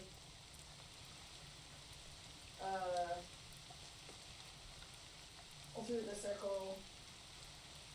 We gotta pick up our balloon. Just let whoever needs to know. So we're out of hell, bye. You get also weird. That's fair. You get a response. Hello there. No! I'll let the boss know, just so you don't get killed. Just wait a second, I'll be right back. And that's it. I'm gonna send another message. Be back when. Also, sorry, I cut off. We're back from hell. What am I waiting on? Are you gonna send me a message? What's happening? It's like, did this asshole just say, wait a minute, to a message? You get a response back. I needed to talk to him just to make sure that you weren't killed. The waiting was I was going to get someone to send you a message to let you know when we're ready for you. Oh, okay. Okay, since I'm anything else tonight, I'll send him another message. Oh, shoot, my bad. Cool. Have a good night, I guess. See you in the morning. Are you pooping? Wait, so you're coming tomorrow or you're coming today? I'm confused. God, no. I'll send him another message. God damn it, I said we are coming tomorrow morning. Right, my bad. I'll let him know. Okay, and that's all. What a good use of 4 third-level spells. Different spells. Alright, so anything you guys want to do before you rest? That evening, I'm going to take a couple vials of water from the kitchen, and I'm going to go to Sora real quick and say, hey Sora, do you have any... And I open up the book on ceremony and blessings that I borrowed from the library. Powdered silver. I was going to do a thing, but I need some powdered silver. You need some powdered silver. I think so. That's what the recipe says. Is that what they call spell stuff? It's recipe, right? A spell recipe? That feels right. Give me a moment. They walk away, come back about 15 minutes later with a decently sized pouch and hand it to you. And as you look inside, it looks like crushed powdered silver. Perfect. This should be enough. Thanks. Oh, one final question. The cutlery that we use in the kitchen, is that actual silver, like silverware? Yes. Cool.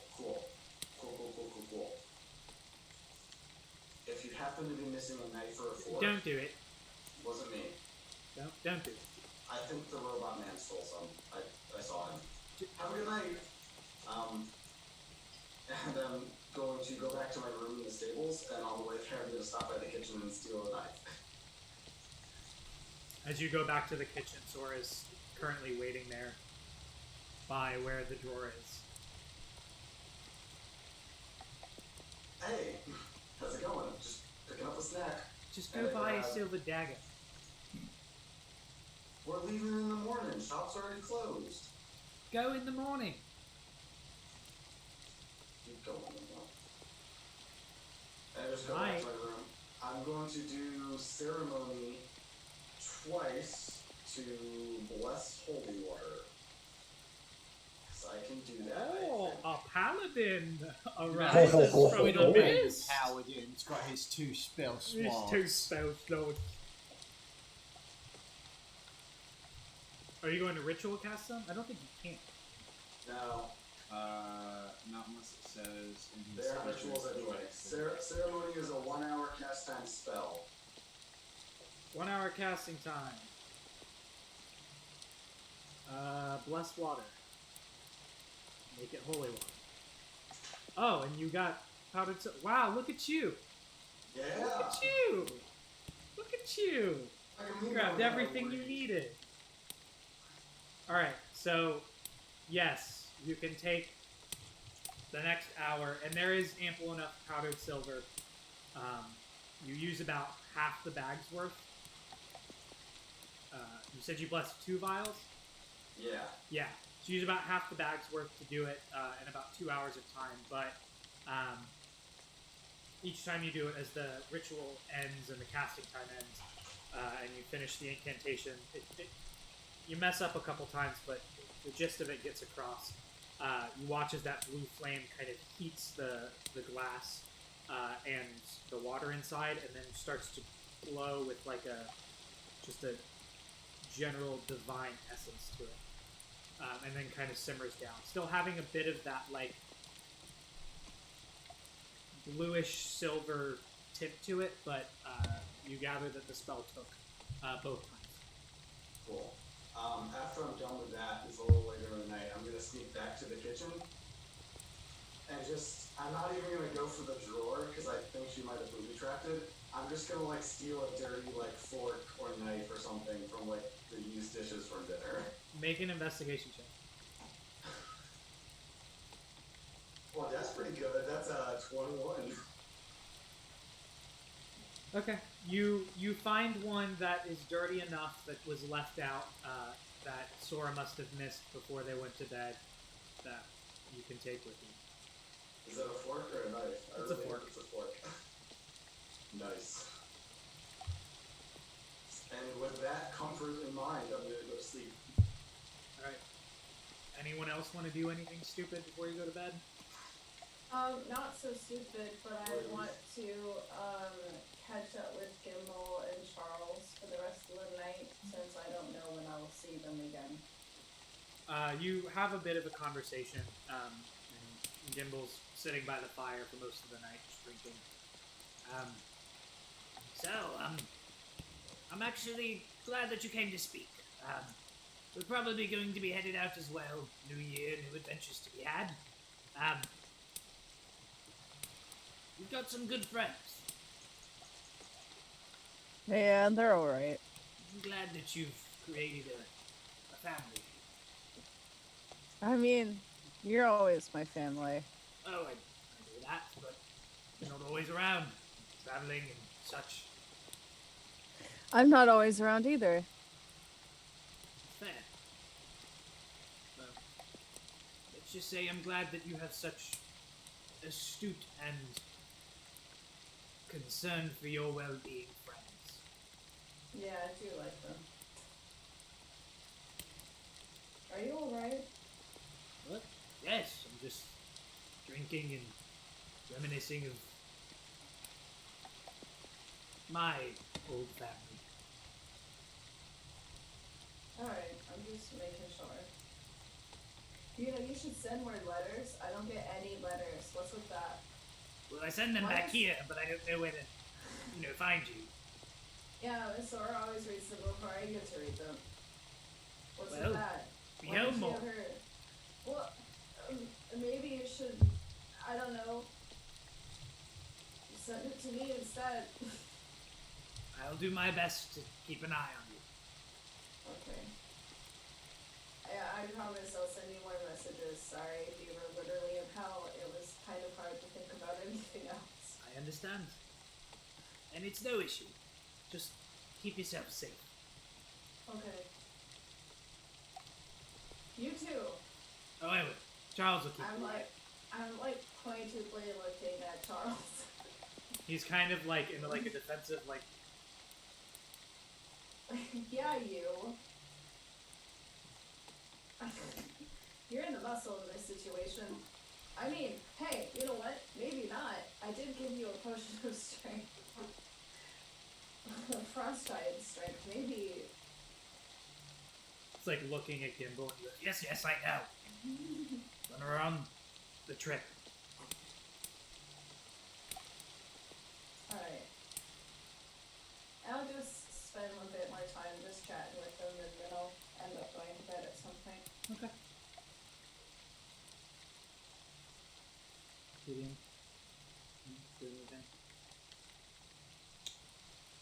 Not at night. Okay. Brian, Zinnia. Okay. No. You guys find a bit of a more restful sleep this night, with the now that you've been out and kind of chilling in your hometown for about a week. You're getting kind of antsy and wanting to go get some things done.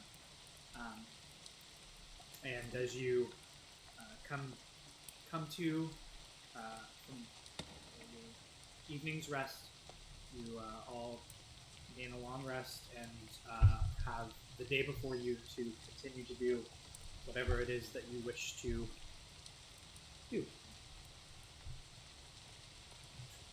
I'm just ready to go. Gather supplies. Yeah, I gather up all the stuff I'll need for the journey. I put some saddlebags on Fenris and get him ready to go. I'll see if I can get some holy water from the Ravenry. Okay.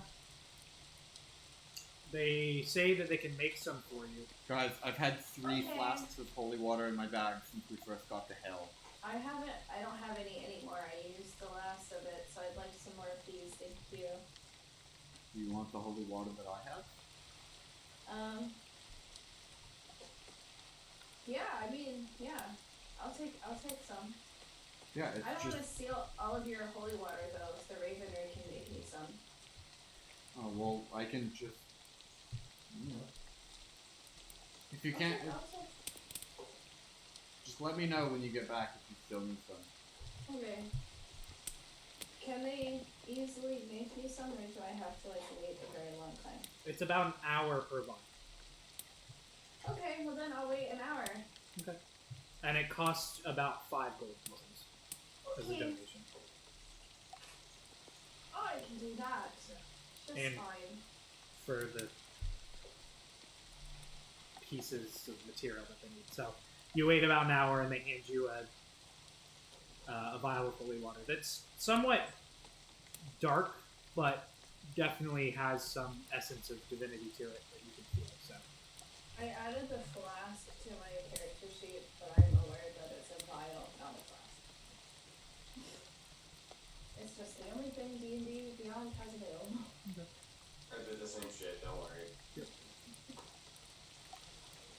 Hey Gideon, I will take one of your vials if you don't mind. You got it.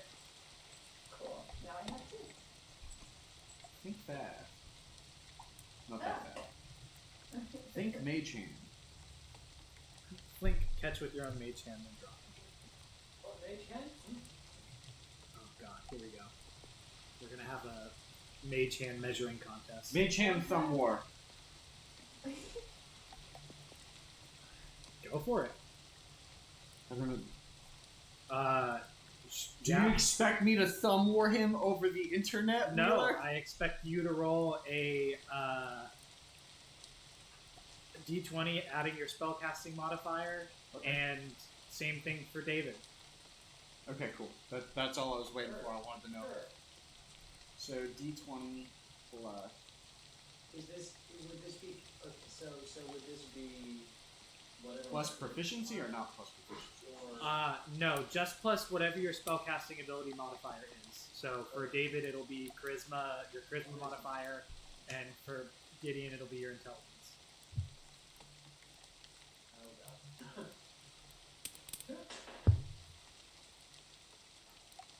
That's more like it. 11. 10. Oh, wow. Plus Flash of Genius makes it a 14. So as the two mage hands commence in Thumb War, Can I inspire myself? I don't think that you can. I recently looked this up. I don't think that you're allowed to inspire yourself. I think that is a lore bard specific thing. So, Yeah, you're right. as the two mage hands are going at Thumb War, and Brian seems to gain the upper hand, there's a quick strategic move by Gideon's, and Gideon's comes out prevailing. What an excellent use of my very limited resources.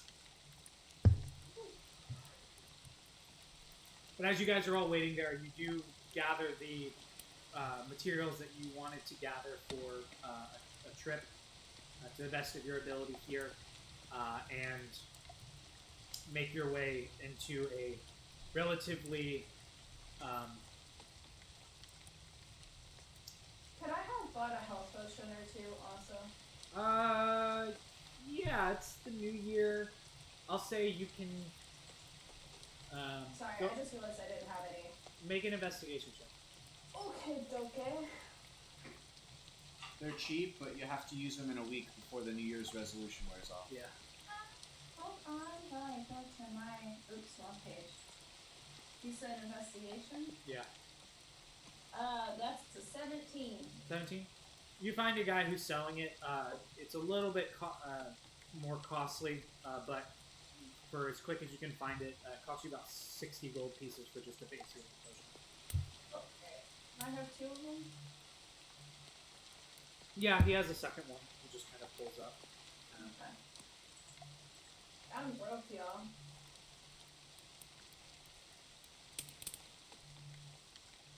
But once you guys gather back in, now it's about mid-morning.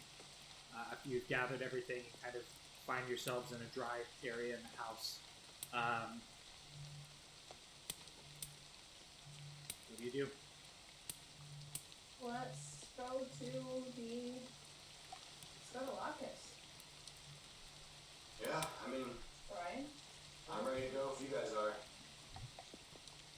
Hey, they know we're coming, right? We're not like gonna get fucking Oh, jumped yeah, as no, soon as I we're out of let- this bitch. No, I let Seth know yesterday, but I heard him sending one like, how many messages did that take? Like 3? it was 4. It's because he thought that we were coming up last night, but and then I don't know. I think he just wanted the attention. Alright lads, let's see, this is a new move for me. Gonna get all my talk together, find a nice empty space in kind of the courtyard. Okay. Take another search, kind of start scrolling down all the symbols and the sigils, kind of going back and forth between my own kind of just notes on the subject and what I remember. Alright, and we'll let's stop this right here. Yeah, this is gonna work, right? As you say that, you watch as the familiar, familiar sight of a sigil brightens up, and you watch as that kind of like silvery thread just kind of flickers off of it. But you do know that you have a limited time to get through. Uh-oh. Alright, come on, let's go. Oh, fuck. Alright, let's go, I let's go. charge through on feathers. Okay. You guys all run through quickly and appear in. You feel that kind of rush of your body moving in a vast space in such a short amount of time, and immediately the heat hits you. as this underground pool of lava is immediately within your eyesight, your senses, and you can smell that kind of sulfurous smell. Oh god, we're back in hell. You watch as there's currently no one in there except a familiar half-orc sitting on a chair. Hey, what's up, bud? Well, it took you long enough. Come on. Jeez. You say familiar, but I have no recollection of who this guy is. He's the guy who brought us through the first time, right? Is this the fucker that sent us to hell the first time? No, this is the half-orc visage of Seth. Oh. Ah. My bad. He kind of leads you out the two open doors. The throne currently in the room does not have anyone on it, and it is void of basically everything. But you guys walk out into the bustling underground black market area that's quieter than when you first came through, but there's still vendors trying to hawk wares, probably at ridiculously crazy sums. Did I have anything cool? Anything particularly magic? Will, you said this is not Sev? This is Sev. This is his half-orc visage. I mean, it is, but not Sev, yes. It's not Sev? Hey, But not Sev. Hey, not Sev. Yeah. What do they sell down here? Also, why is it... I mean, it seems quieter, right? Oh, yeah.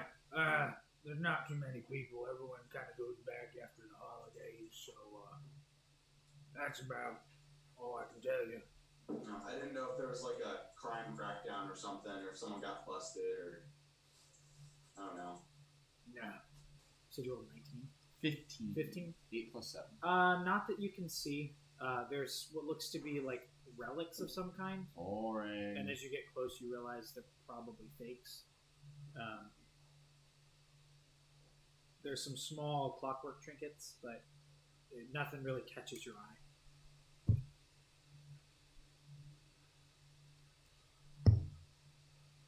Alright, I've got to go see a man about a balloon. Yeah. I'm Who's excited with I like me? him. I'm coming. Oh, yeah, no, I figured we'd just grab the balloon and get going where we need to go, right? I mean... Yeah, I don't see any reason for us to stay here. No, I mean, people... We know the general area where Lacus should be, and honestly, I don't think very many people around here probably have much information on it since no one really goes there anymore. I'll be right back. Are we in like the same time zone? Is it morning still? Morning-ish? Yeah, you guys are generally, it seems a little bit earlier, but it's about the I wanted to say that I'm going to cast Locate Object on that amulet that's just hanging out around, maybe in the city, but... Locate objects only 1,000 feet. I know, but if I catch a glimpse of it as we're walking... That's fair. Oh, hey, not Sev. Yeah. I don't know how much Kyron told you about where we're headed, but do you know anything about Lacus?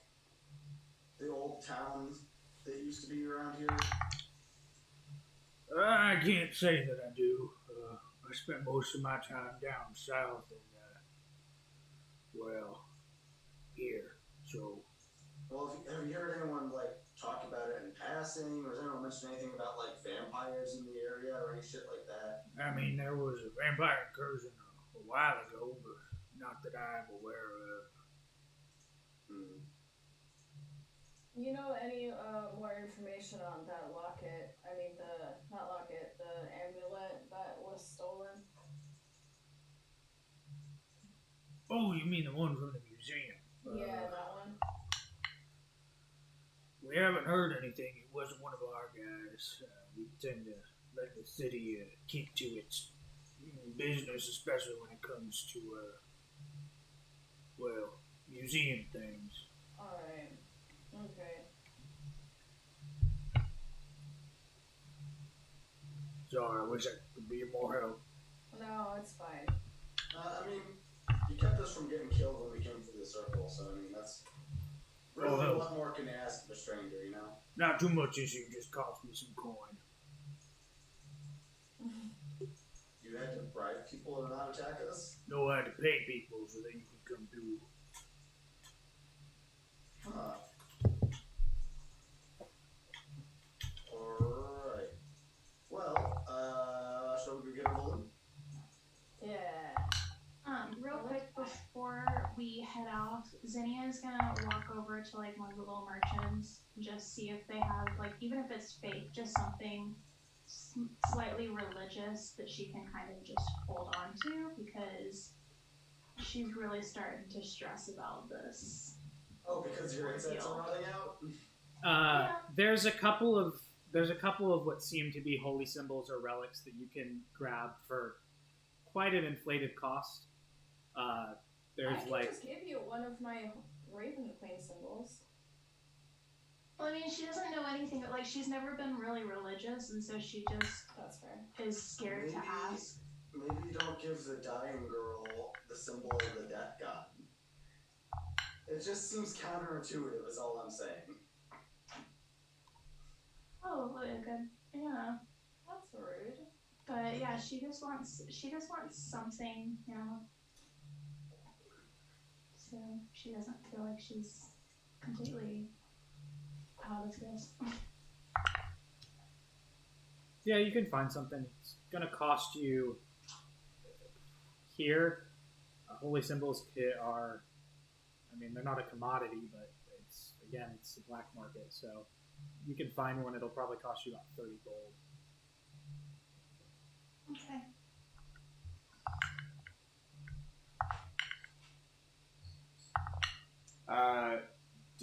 Do I notice Zinnia making this purchase at all? Yes. Even with my shitty passive perception? Yeah, you guys are all in the general same vicinity.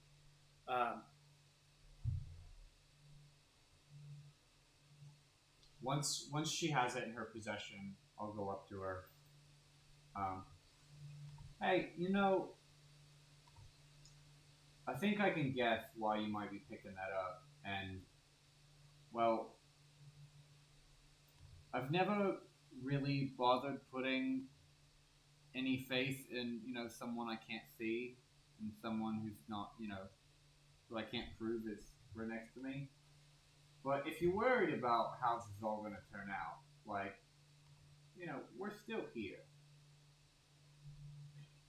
Thanks, Gideon. You can trust us. At least, most of us. Thanks.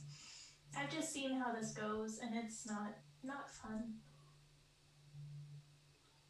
Hey, guys, I found a vendor over here selling feet, like people's feet. I don't know how the fuck you got them. It won't tell me. So I want to stay away from the foot vendor. Oh god, I gotta see this. Case in point. Case and point. Just saying, how often do you find an opportunity to buy a foot? Well,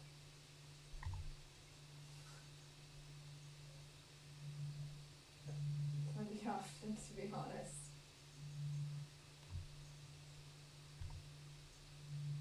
Oh shit, he's got a box of teeth. Does anyone need teeth? I don't know how he got teeth, but he has teeth too. I want to go pick Astra up from this vendor. Just yank him by the ear. Yeah, I'm just gonna like grab him by the jacket and just like pull him with me. It's this rather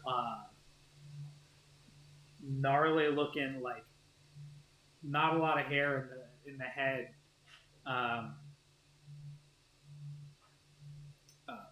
Very short and fat dwarf who's just like, are you sure you don't want to buy a foot? No, we're good, thank you. I mean, I've got a lot of them. Yeah, so do I, thanks. You've got as many as me, I bet. Yeah, I own a vineyard that literally buries dead people. I've got enough feet, thank you.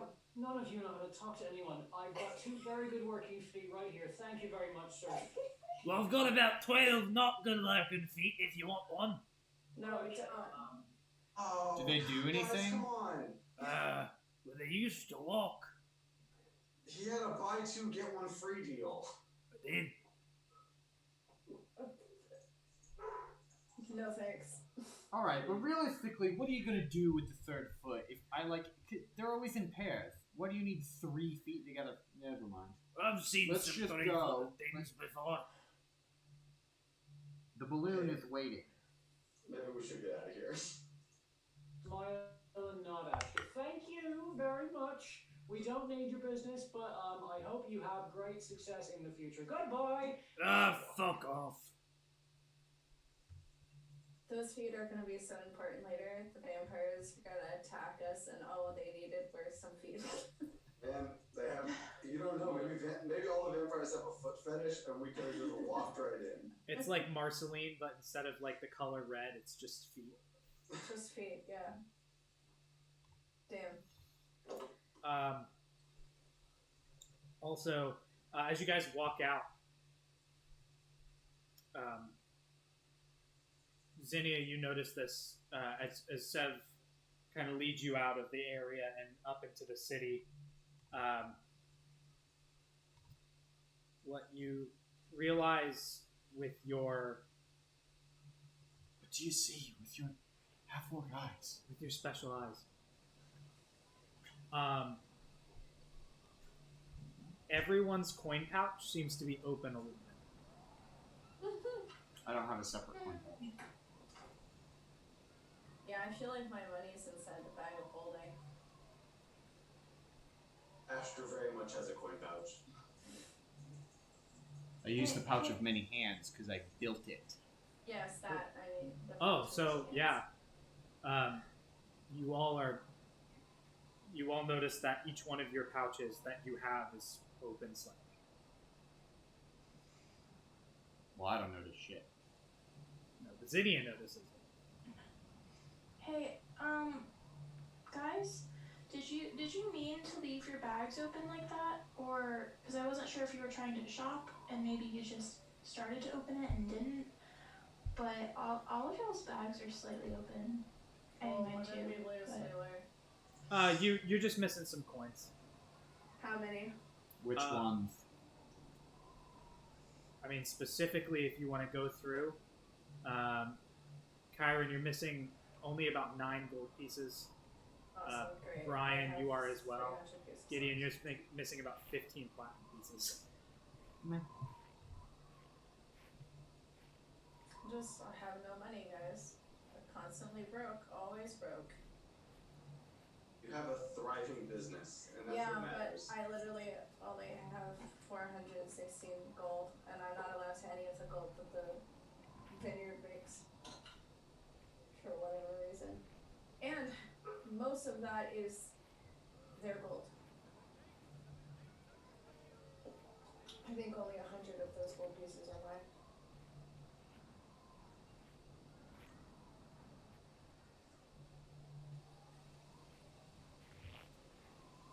Alright, let's go get a balloon. Where's that? Where is our mode of transport? Where do you keep the wand? Strapped to my gauntlet.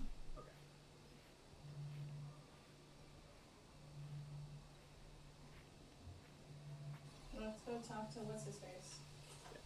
You guys exit out into the cold thoroughfare of the city that is slightly covered in snow currently.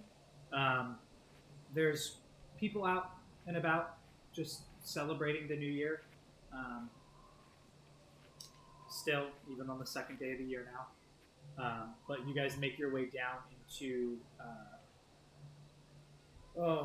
the Starlight Terrace area of the city, where the large skyport currently has a few of the skyships docked, and you go and ask for... Cade. Yes, correct. I have the notes. Cade, I think I said Soup Spitter. Soup Spitter, Cade Soup Spitter is his name, yes. Woohoo! Hey, Hey, has anyone seen Cade? I'm looking for Cade. Oh yeah, he's in the building. Okay, thanks.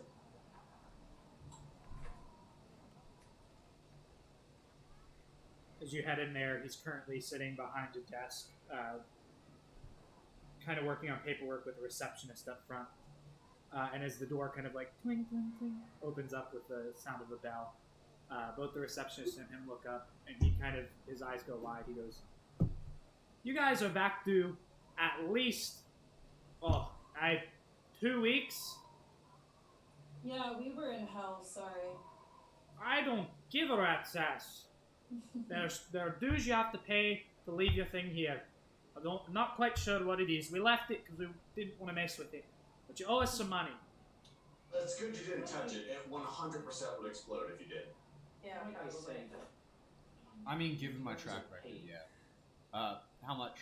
um, How much of money?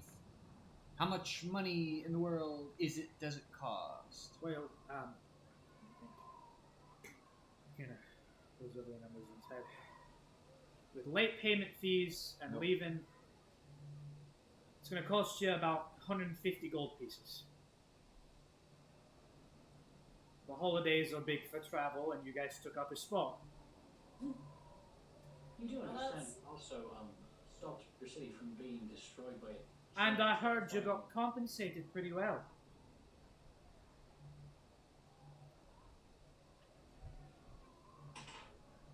See, here's the thing, friend. I understand the compensation is a part of the job of defeating horrifying eye beasts from another dimension, but there's this other level when somebody dies on a job, and let me tell you, friend, you ever died on a job? I've gotten close to it a few times, yeah. Yeah, but have you ever died? No, you don't understand. But did you die? But did you die, bro? You've never felt that moment where you should be breathing but you're not, and some spark of life that's in you is just suddenly whiffed out. You don't understand what that feels like. I felt that twice now. You don't want to experience that. Make an intimidation check. Guidance, because I was talking with him as well. Sure. That's a With guidance, don't forget. 24. What's your guidance die?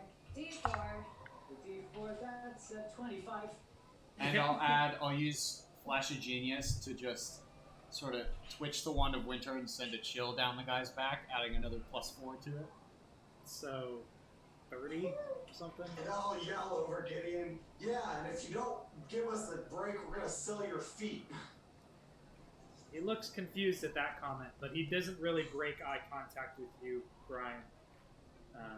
You see, like, the faintest quiver in his eye as, like, a chill kind of goes up his back.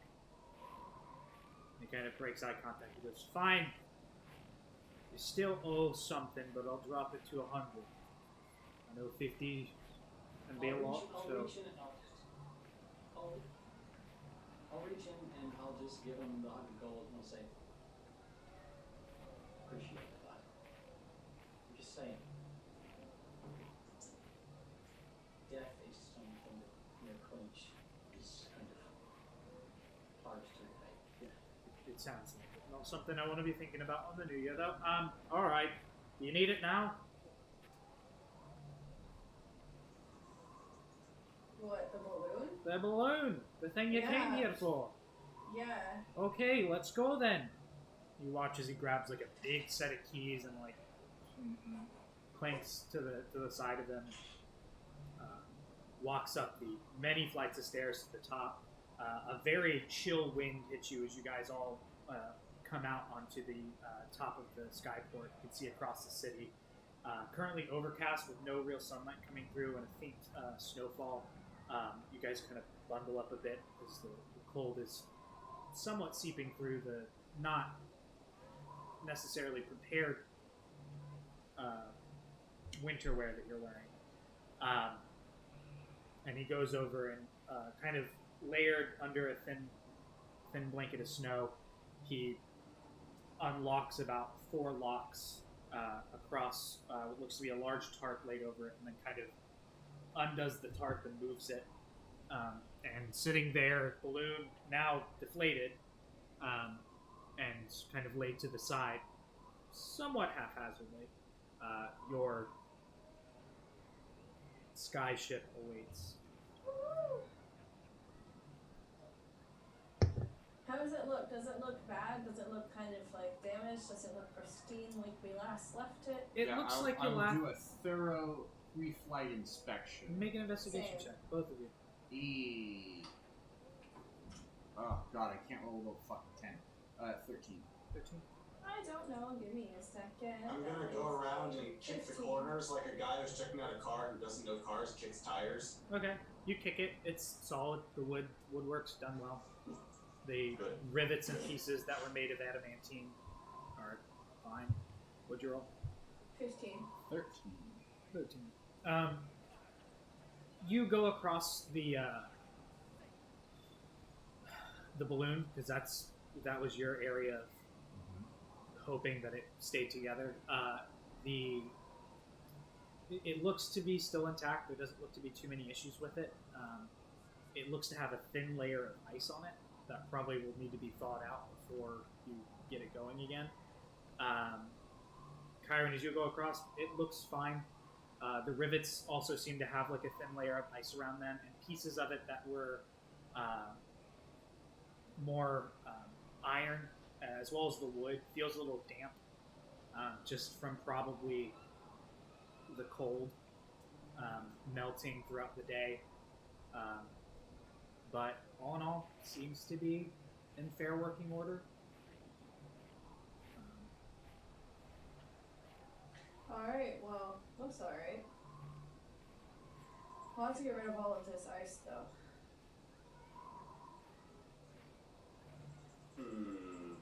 The balloon is big, so there's like it's kind of like those videos that you see of like the windows when the window goes down. There's still a piece of ice on it, but a little bit.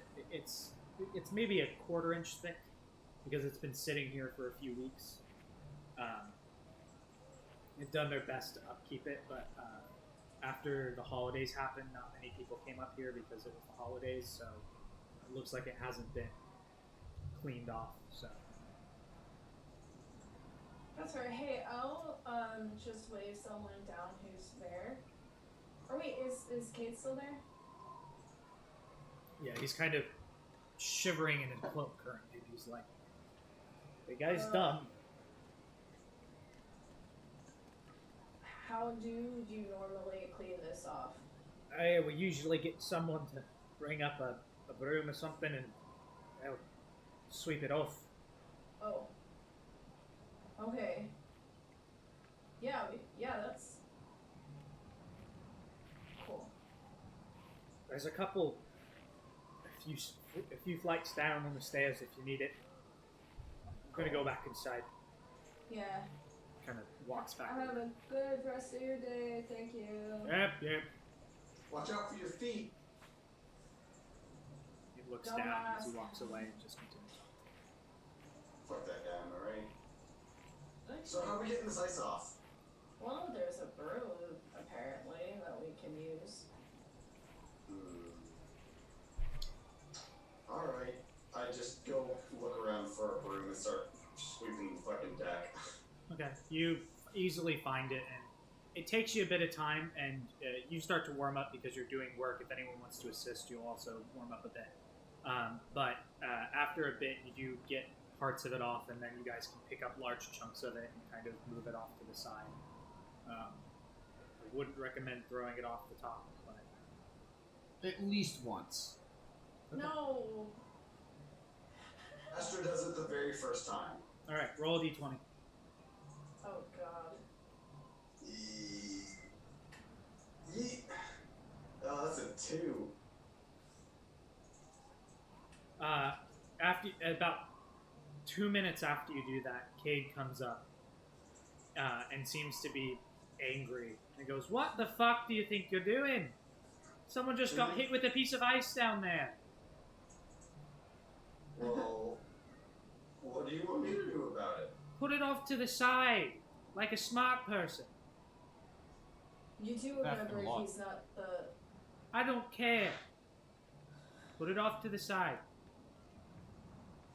Sorry, Gabe. Sorry, butt munch. I'll make you pay the other 50 gold. Watch it. No, you won't. You want to bet? No. Good. I guess I don't throw the rest off the side, even though I kind of want to again.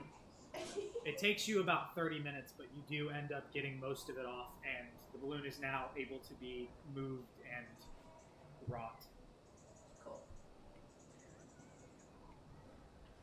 Let's see if she still flies.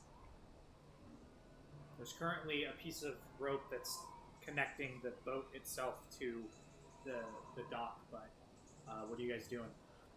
Gotta inflate that boy. You do it to inflate it. Is there still fuel in it? Yeah. It's been cold enough that anything like fuel related would still be in there. It's definitely cold. And how you're going to get it to where the pipe is turned into the balloon, you don't quite know right now. The balloon's currently still laying on the side and deflating.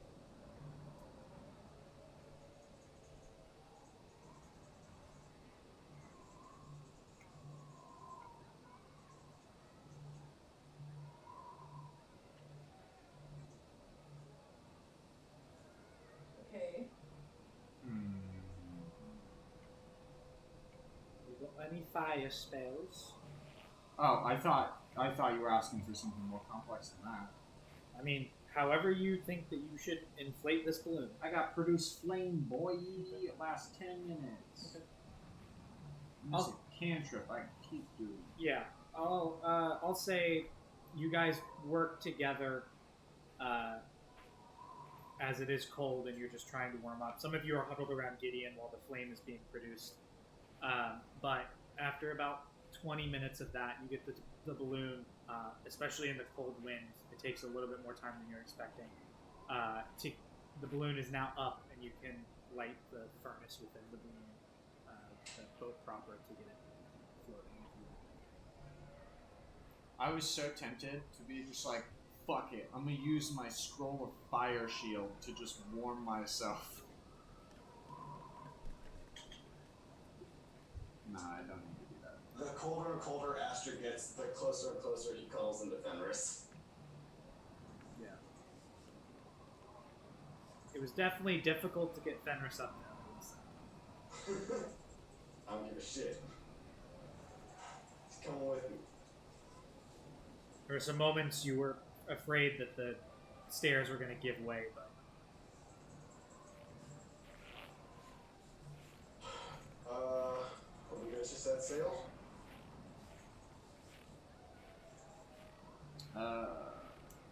Which direction is the wind blowing? it's currently blowing slightly south and eastward. You can kind of see just off to the side where it's overcast, you can see some of the clouds kind of curling over the mountain down towards the city.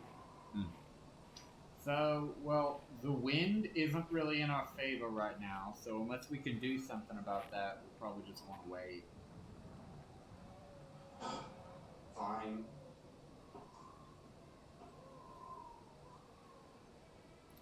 During your inspection, now that you have a better kind of view of it, the underneath area you made, that was like the small little, like, where we could sleep area, is dry.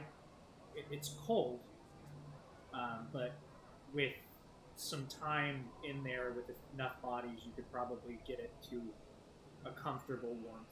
Hey, let the bodies hit the floor. Zinnia, do you have any sort of weather spells ready today? Is that a thing you can do today? Not ready, unfortunately.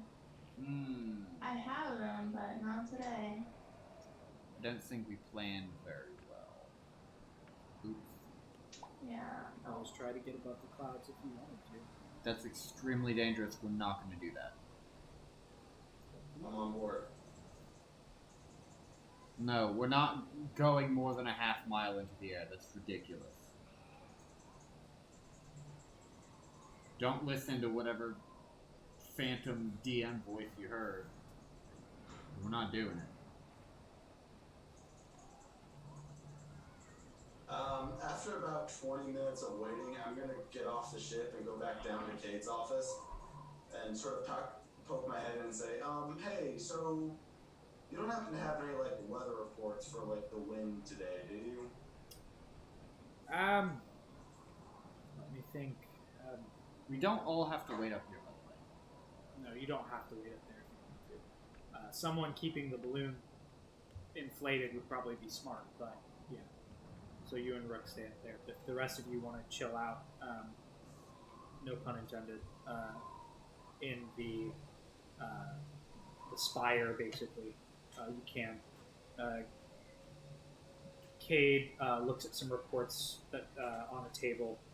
From what I can tell, it looks like whatever this small snowstorm is should be going in either later in the day or early night. Cool. Okay. I'll let him know. I just go up and like give Gideon the brief report.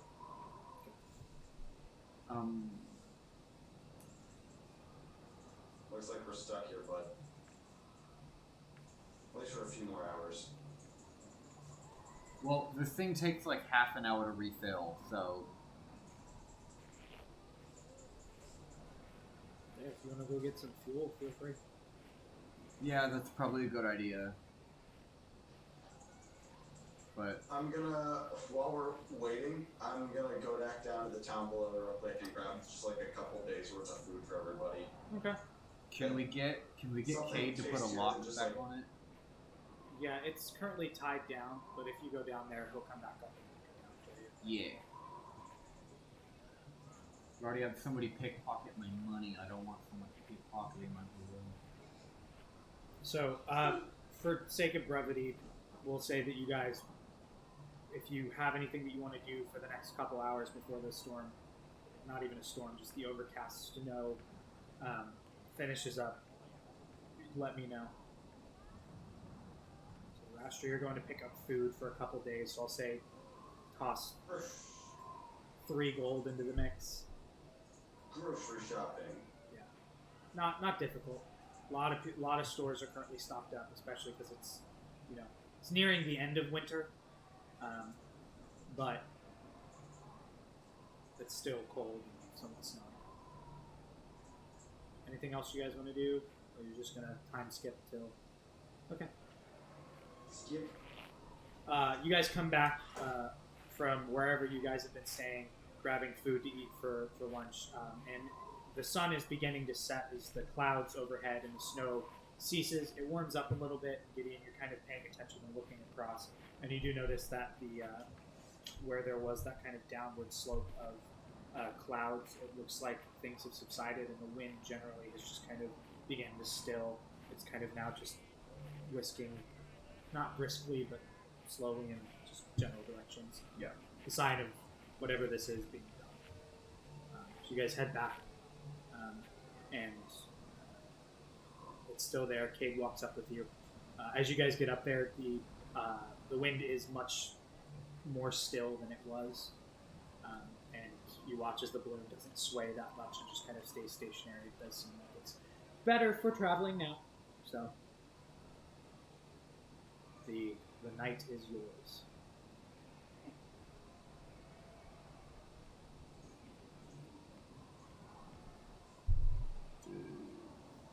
Well, I don't know how to fly this thing, so I'm no help. Have a good night. Yes, don't you know how to fly this thing? Didn't you literally learn last time that we flew this thing? Shh, I want to sleep. Alright, Think about this. Okay, well, I'll help fly the thing. Okay. So you all. And know you. How long is our flight going to be? You're not quite sure. You have a general direction. I'm assuming one of you brought a map. I did. I brought a map. Okay. You're welcome. So you have a general direction which you're going based off of the travel from Ambrosia to Lacus, which was I think like 4 or 5 days. It looks like this might be a day and a half with good winds and not too much issue. If I can take a long rest right now, I can prepare control winds and get us there a little quicker. Yeah, so if you guys wanted to sleep through the night, you could definitely get there probably within the day. Instead of sleeping through the night while it's still early, I'm going to clamp on to my to the sabatons on my shoes, some like heavy metal clasps, and cast fly, and I'm going to use some of the spare tying off rope and just sort of pull us in the direction for an hour at a time. Okay, so you're gonna tugboat it for a bit. Yeah, for how many third level spells? I can do it 4 times, so I can do it for how long is the watch usually? Fly lasts for 10 minutes, so I'll use 4 spell slots, so I'll do it for 40 minutes. Most for watches they're a little bit longer, but I'll say when it gets near the end you can do it. It gives you a better vantage point. As you guys make your way up and out, you do have a propulsion system that you can use. It's not fast, but it gives you a bit of a... Actually, better yet, I'm going to cast Fly on Rook, not on me. Okay. So that he's tugboating and not me. Okay. So near the end of your watch, you get Rook 2, and you keep track of it well enough to make sure that Rook doesn't just fall off. But whoever wants to take first, second, and third watch throughout the night, as you guys are through. I'll take first. Okay. So Gideon, Rook stays up just to generally keep the fire stoked and make sure that it's fueled correctly. Go ahead and make a perception check. It's 21. 21. Relatively easy. The wind picks up a little bit, and it's chilly as you head further north. One, it's colder because of your altitude, but you start to notice that the snow-capped mountains are just continuously snow-capped. The tops of the trees currently kind of just off on the horizon that you can see that have little white bits on top of them. And for the most part, you are currently above the lake. In about 2 hours, nearing the end of your watch, you can see looks to be a large, dark spot within the lake. You're not quite sure what it is. It just looks like a large circular hole in the lake. And other than that, your watch is pretty quiet. Oh. I'll keep a note of that. Okay. Are you waking up for second watch? Yeah. I don't know who wants second watch. Okay, so Gideon gets up. I'll take second watch. Okay, so Gideon and Zinnia get up. You guys hang out next to each other. Go ahead and make perception checks. There's a little bit of a speed boost as Rook is flying. Natural 20. 22 total. Yeah, 17. Okay. So both of you just kind of sit at the front of the ship and look out. Most of your current view is the lake. It's very large. And from where you're heading, you can't really see too much. You can see what looks to be startings of land again on the right side. It's quiet. It's just the sound of the breeze going by and the sound of the fire behind you crackling, keeping everything done. And just the gentle sway and creak of a boat currently floating through the air. You hear the kind of sound of the tightening of rope as kind of moves a little bit. Not too much of a sway. It's actually a fairly quiet night, especially for the wind. But the watch goes by relatively easy, which is nice. And after that, you guys head back to bed, and whoever wants to take the last watch is able to. I'll do it. Okay. Brian, you wake up finally, or get out of your meditative stance. Go ahead and roll a perception check. Ooh, 11. 11. Okay. Off in the distance, to your left, you see what looks to be a large storm front coming through. It looks to be headed in your general direction. Whether it turns or not, you're not quite sure. It still looks to be a distance away. Nearing the end of your watch, as morning begins to hit, you all are kind of less than gently awoken by the swaying of the boat, and Ryan trying to best keep it on course. Not a blizzard, but definitely the wind has picked up and is floating you more towards the eastern side of the continent and pushing you out off your track. Oh. Hold on, let me mark my long rest. Okay, I have my spell slots.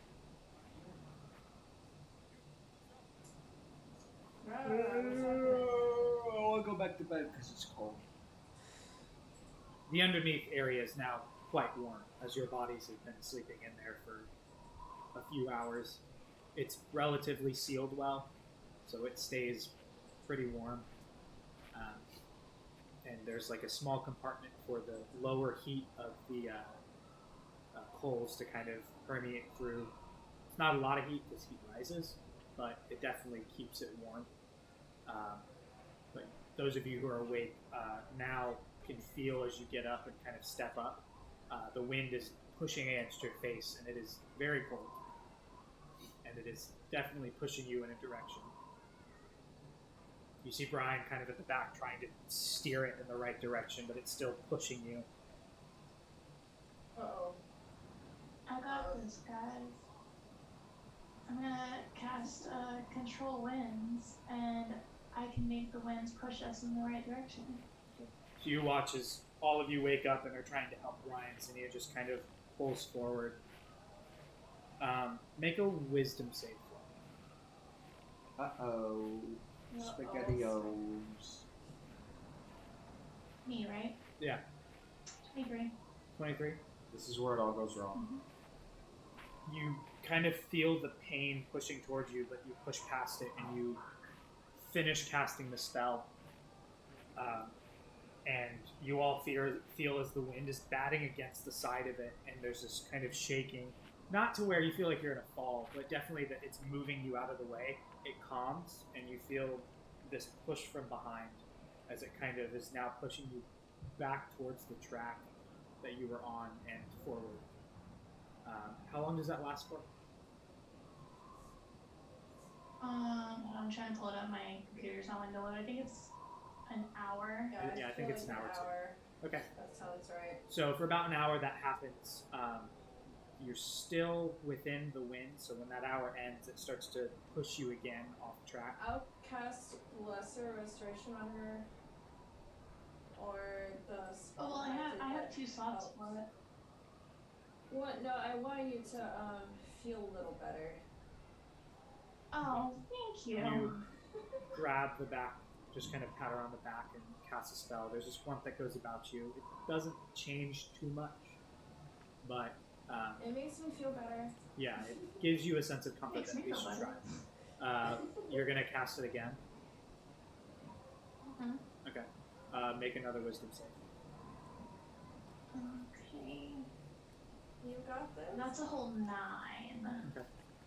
Flash of genius and adding a 4 to it. Okay. So as you kind of peek out and cast and add 4 to it, you this time the pain is hard to push past.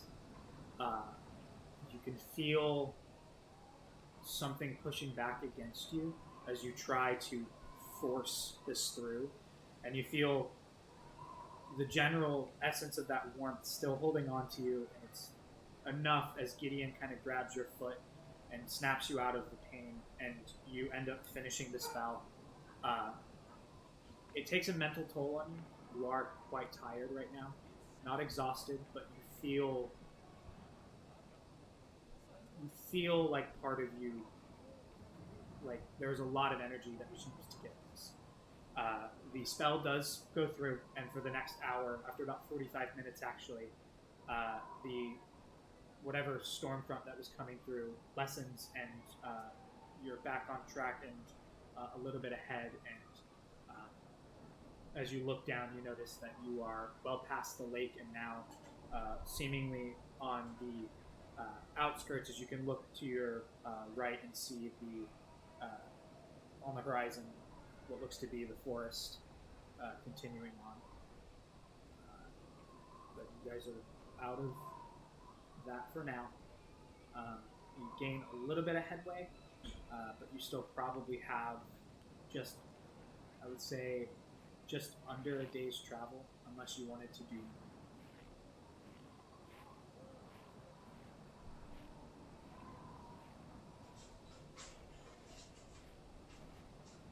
I don't really have anything that can help. Okay. Everyone go ahead and roll a d6 for me. Oh boy. Ooh, 40. A D6. Yeah. That's a 4. 6. 6. I don't know if that's good or bad. Oh! Give me one more. 2. Okay. Brian. 5. 5. Okay, 2 6s. You guys gain a little bit of altitude as what you can see looks to be a couple of very high-flying birds moving in a direction kind of parallel to you. You pass a few that are definitely headed the other way, but you see a few that are heading just a little bit faster than you, and getting you light a little bit and let it float up a little bit more, and you catch a tailwind, and it speeds you up slightly.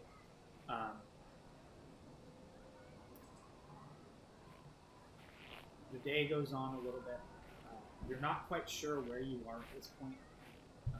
You haven't traveled this far north ever. Everything seems to be covered in snow. Everyone who's up on the deck, it's now getting close to nighttime. Make a perception check. Oh, wow. Whoa. Oh, I just threw a D4 off of the... Oh shit, that's nat 20. 25. Oh, damn. I got a 22. 22. 19. 19. 15 plus 2 is 17. 8. Oh. Hey, I'm not at the bottom.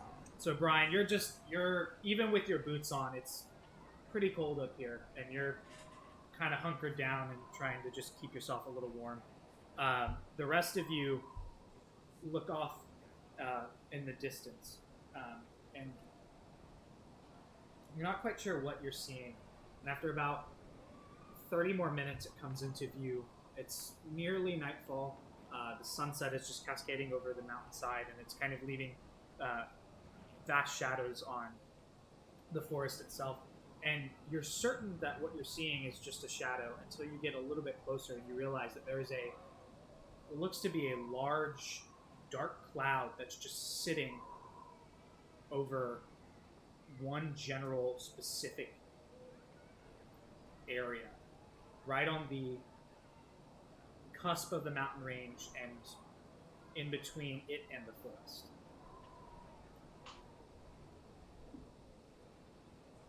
It just kind of hangs. That's where we're going. Yeah. Freaky dark cloud place is probably... Sounds about right, to be honest. Just afraid you guys were gonna say that. Sorry, buddy. Yeah, honestly, Asher, you really need to calm down with being right, because... Is it really good when you've been right these last couple times? Has it been beneficial to us?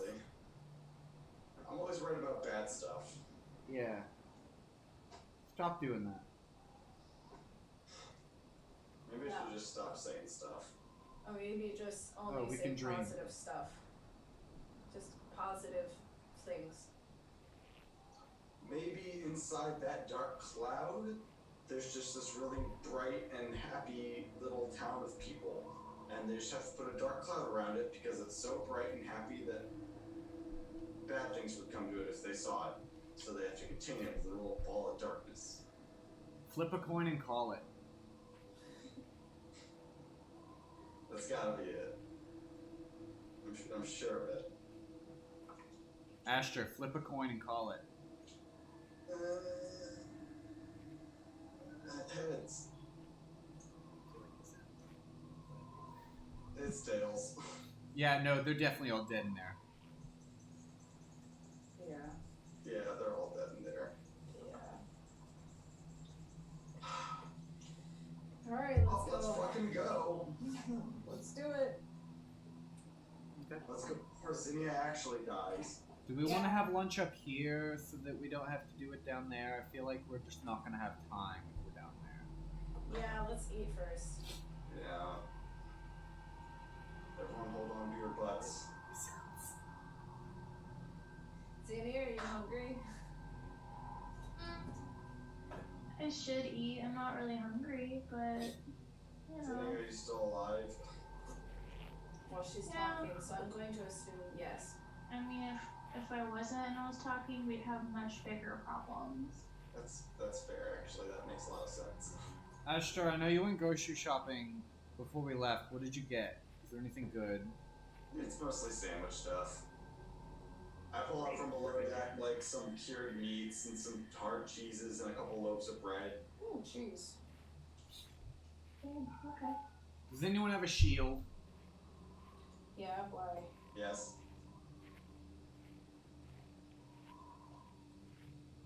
I'm going to take the shield. Why? And I'm going to hold it. And I'm going to put all of the sandwich bread on it, and I'm going to cast heat metal. Okay. No, you are not doing that to my nice shield. You watch as the shield underside starts to heat up and kind of slightly glow red, and you smell the faint smell of toasting bread. Will this ruin my shield? It does not. It absolutely does not. It is hot to touch. It's barely getting to a red hot. And putting it on the wooden ship might not be the best idea. Yeah, the other option is to put it above the burner, and that's going to block the air going into the balloon. We don't want that. Well, you guys are supposed to be doing Yeah, oh yeah, what's that? not that much down. Can we not broil the shield that my sibling made for me, please? As we start going, shield. as we start going down, I'm going to actualize my very smart Astro plan from almost a year ago, and I'm going to pull the sandbags out of my bag of holding so that it starts weighing down the ship. Did you roll to remember that? 3 for 3 today. Dumb man is being smart. Wow. Oh, wowza. All right. The good Astro idea from almost a year ago. As you guys are cooking food, Kyron, you're griping at Gideon, who's telling you that it's fine, and you guys are hungry and getting ready. You know, the other option is you could just eat cold food. You're more than welcome to. You feel the boat lurch to one side, lurch to another, lurch to one side, lurch to another, and you start to see your altitude as you kind of look out go down, as you see Aster. Oh no, the altimeter! Yeah, has tied large sandbags to the sides of the boat, and is currently having it float closer and closer to the ground. We're going down there, right? Yeah. There's a half-eaten sandwich sticking out of his mouth. You're still a distance away from the cloud, but you could probably, with enough finagling, get it to where you guys land close to it, or as close as you're comfortable. I take We don't 4 wanna fire land damage on as it. I'm holding the heated shield. It was 8. Yeah, I would. Yeah, with your resistance. All right. You guys eat lunch, and about an hour and a half goes by before you're finally about 60 feet above the ground. There are quite a number of trees around here, and there doesn't look to be a flat space. But now that you can see it, maybe about from where you're standing, about a mile north of you, it looks to be a heavily that large dark cloud in a heavily fogged area. Great. Zinni, I hate to ask this again. Do you know any, like, get rid of fog spells? I would use the same one that I already did. Oh, yeah, that, I mean... But I can look around and see if I can... Well, I don't have any more spell slots for that one. That's the only problem. Bummer. Let's see. I mean, yeah. Yeah, no, I don't really have anything else that I can use. By the way, for the day, my spell storing item has Dispel Magic in it. No, it has to be first or second level, so I can't do that.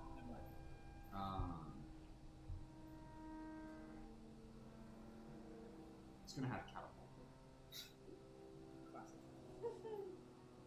All right, so you guys finish up lunch, and whoever's running the ship currently, just make a general perception check for me. Alright, fine, I'll do it. That's a 24, sorry. Really bad at math. You look I out have a across. +5 for perception. Looks to be a nice clearing within the general forest area that you can see just on the outskirts of it. This part of the continent, the forest butts up against the mountain range. There is no grassland between the two. It's forest right in the mountain range, and some of the trees are growing up the side of the mountain as well. These seem to be much steeper than the ones that you're used to down south. But you find a general clearing, and as you look down, it does seem to be just a good area that you can probably land and hide the balloon. Okay, I'll point that out. Okay. You guys kind of together get it down to the ground, and it is currently now weighed down enough to be onto the ground itself. How are you going to tie it down? Just to finish. I'm gonna get the last of the sandbags out and put them on deck. Okay. You're going to snuff the fire. How long do we think we're going to be in here today? Probably a while. We have to find the flower, and Yeah. How Like- obvious do you think a dead celestial flower is? Are we saying, like, more than a couple hours? Or, like... yeah, I'd say about, yeah. Guess that we have to search this place for at least a good day. Okay, yeah.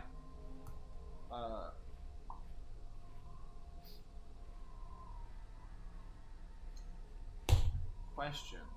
Answer. Really double. Given that the... No, never mind. How wide across is the basket? I think I said it was like a good 7 feet. No, never mind. It doesn't do it. It's like 15 by 7, I think. Yeah. Never mind. No, yeah, we'll snuff it. We'll let it die out. Night hits, and the light is non-existent in the forest around you. It is still early night,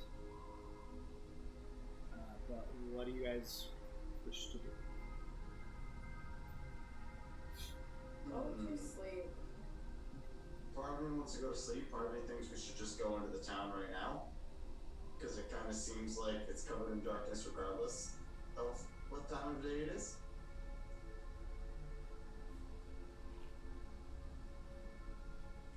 It's up to you.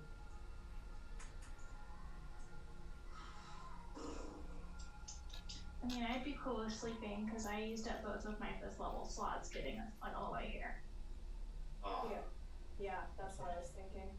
Yeah, Zennia, you do kind of look like shit here, bud. Yeah, I feel like it. That's okay. Yeah, we'll go sleep. Okay. You guys lay down for bed. Are you guys going to bed in the balloon?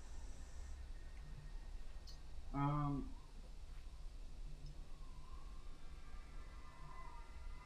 wanna say yes. Yeah, I'll keep watch. Save this. Yeah, I think we need to set up some sort of perimeter. You guys can take watches if you want. I'm going to get Fenris down from the balloon and just sort of like walk the perimeter of the balloon in the clearing on my watch. Okay. Just give me first, second, and third, and then. I've got number 1. All right. Who wants 2? I'll do 2. All right. So Kyron and Gideon, and then Brian and Zinnia. You want to do 3? Sure. Cool. Perception check. Before I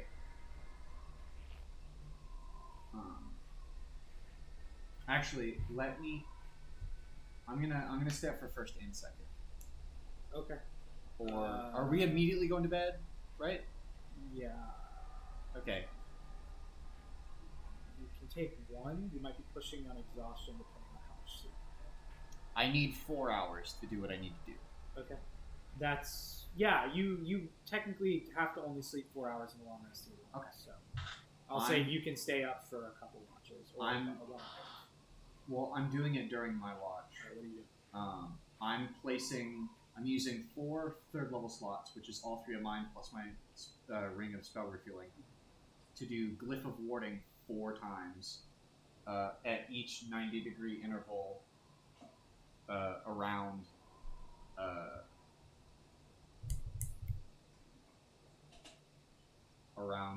our balloon. What's the material? They are 10 feet wide and they're 30 feet from the balloon. Okay. What are they? Explosive glyphs or explosive runes.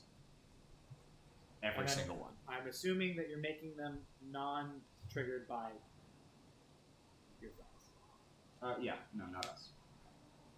Is there anything else you would like to make Astrid not goes out blow to it his up? walk and promptly blows up. I think like typical little woodland creatures. Like if a squirrel runs across it, it's not going to become squirrel mist. Now, do you have the components for it? What the fuck are they? Incense and powdered diamond worth at least 200 gold. The spell consumes. That's 800 gold of diamonds. Fuck, I should have looked at that. I have more than 800 gold, and I have a 350 gold diamond.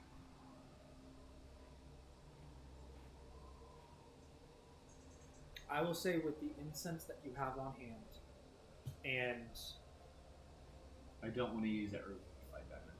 okay, if you don't want to use the diamond, with the incense, I won't. I just won't do it. I don't have that kind of money. I should have looked at that beforehand.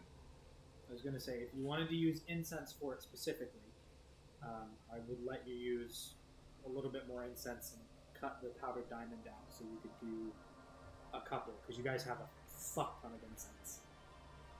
Yeah, we do. So, if you wanted to do 2 of them, you can.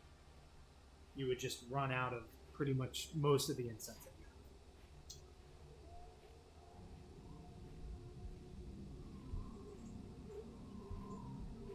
I'm seeing if I have anything that's similar to diamonds. See if I can trick the spell. I don't. I think the closest thing that I have would be the white dragon scales, because those are really hard. But no. I have a gem of brightness. I could destroy that. Probably not made of a diamond. Boy. If you want to destroy it, I'll let you do that. It'll still be 2. You'll have some more incense left, but you can do... No, I'll just do the 2 and fuck up these. So you guys basically run through a lot of incense. You're gonna... I'll say you probably have enough incense for a commune left if you wanted to, but that's about it. Mm-hmm. So the sides that it's on is the sides closest to the fog town, and the side directly opposite it. Okay, so... Okay, I got you. You don't have it triggered by you. That's fine. So you do 2 hours to do that. Asher, everyone give me a perception check overall. I rolled an natural 20, so it's a 25. Okay. Fuck. I got a 25 also. Okay. I rolled a 4, so that's 9 overall. 15. Okay. 9. The first part of the night, as you guys are not accustomed to sleeping outside or haven't slept outside in the dark in some time, I think the last time you did was within the Twilight Grasslands. There's something about the general vicinity in this area that kind of puts you on edge, Asher. You're not quite sure what, but there's the soft sounds of owls just like woo, woo, woo, woo, kind of seemingly coming from various different directions, and it just makes you uneasy. You hear something scattering through the woods. Can't quite make out what it is. Sounds like it's quadrupedal, probably a small fox or something. You're not quite sure. You're fairly uncomfortable. However, your watch goes by unimpeded. Doesn't seem to be anything in the general vicinity that wants to mess with your group. Throughout the rest of the night, things get very quiet, and there's a soft bit of snowfall that starts to fall. It kind of picks up slightly to more of just a drizzle of snow. And by final watch, you guys wake up, and it seems that the air is overcast again. And there is just at this point, a light fog that kind of, and mist that kind of sticks to the ground and just kind of hangs on the ground.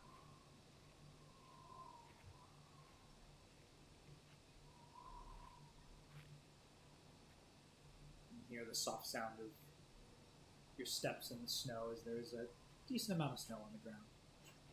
Is the snow covering those glyphs? Yes. That's fine. They last until they're dispelled or triggered.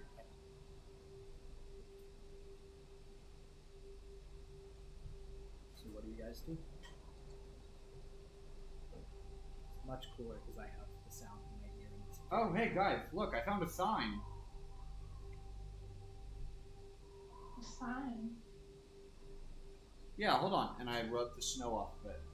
And I read it. Welcome to Delac, such a perfect town. Here we have some rules, let us lay them down. Don't make waves, stay in line, and we'll get along fine. Delac is a perfect place.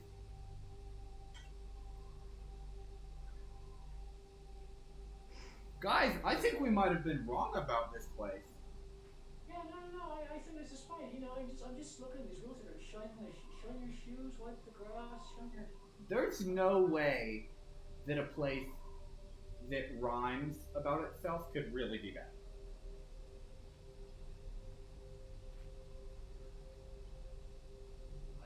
I think they were just jealous of all of the vampires' rhyming skills.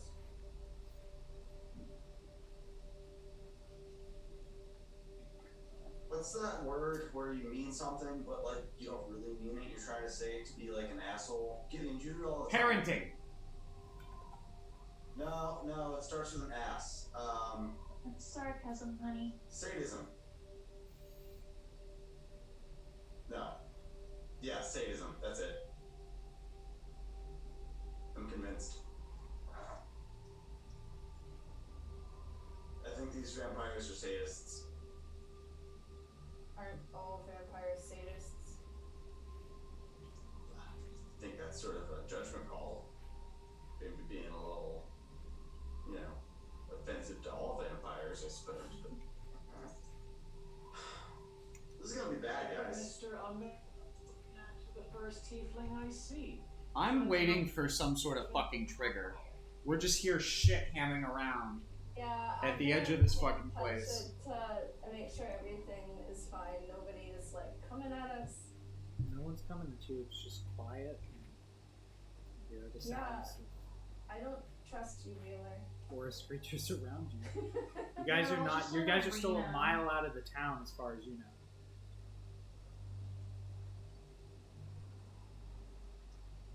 Alright, are we sneaking in? Let's sneak in. Crunch, crunch, crunch. Snow is very loud. You guys would like to sneak in. You guys can head that way and make a stealth check. Wow. I cast Pass Without Trace. Okay. Thank you.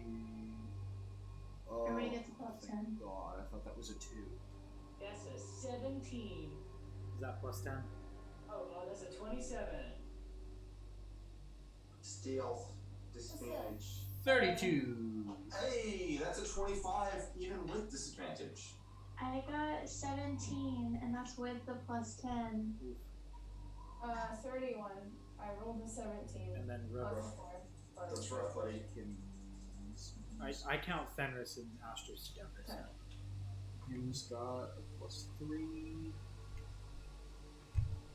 Also, for sake of knowledge, you definitely dispelled Fenris when you got on the ship and re-signed him. You would not have been able to fit. That's a 19, and I'll flash a genius that to make it a 22? 23. Math. All of you, Fenris and Rook and Tug, quietly move your way towards the town.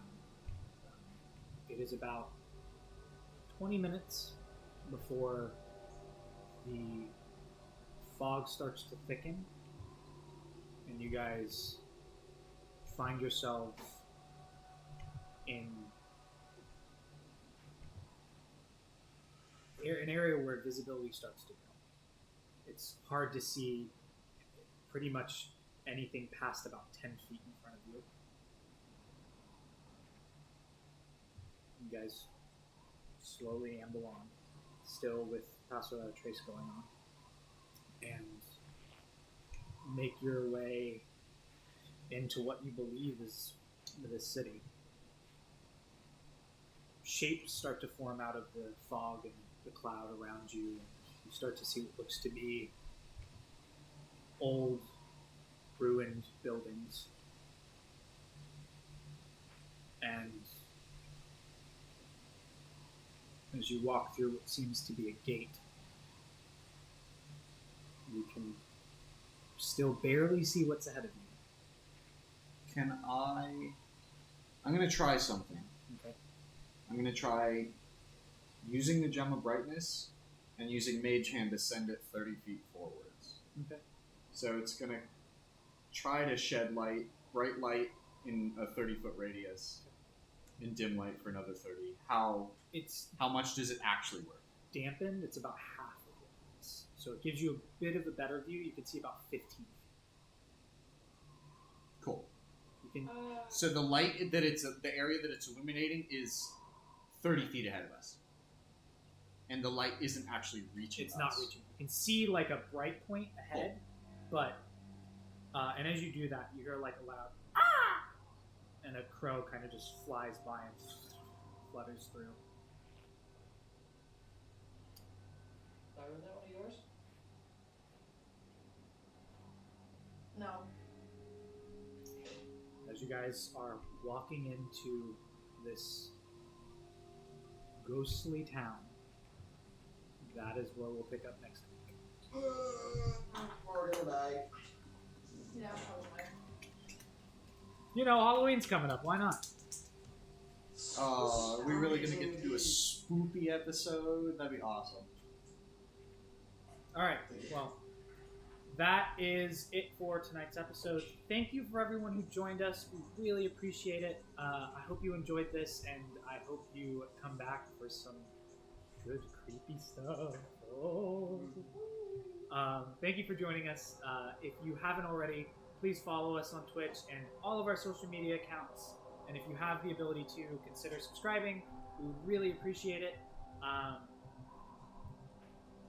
Thanks for joining us. I hope you enjoyed tonight's session. Things seem to be getting better.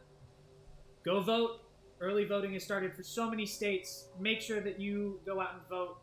Use your constitutional right to do that thing. We appreciate you a lot. Tomorrow is a new day. Thank you for joining us. And join us on Thursday when we do our next mini painting and chill session. Thanks for coming out. We appreciate it. Good night, everyone. Good night. Bye. Night.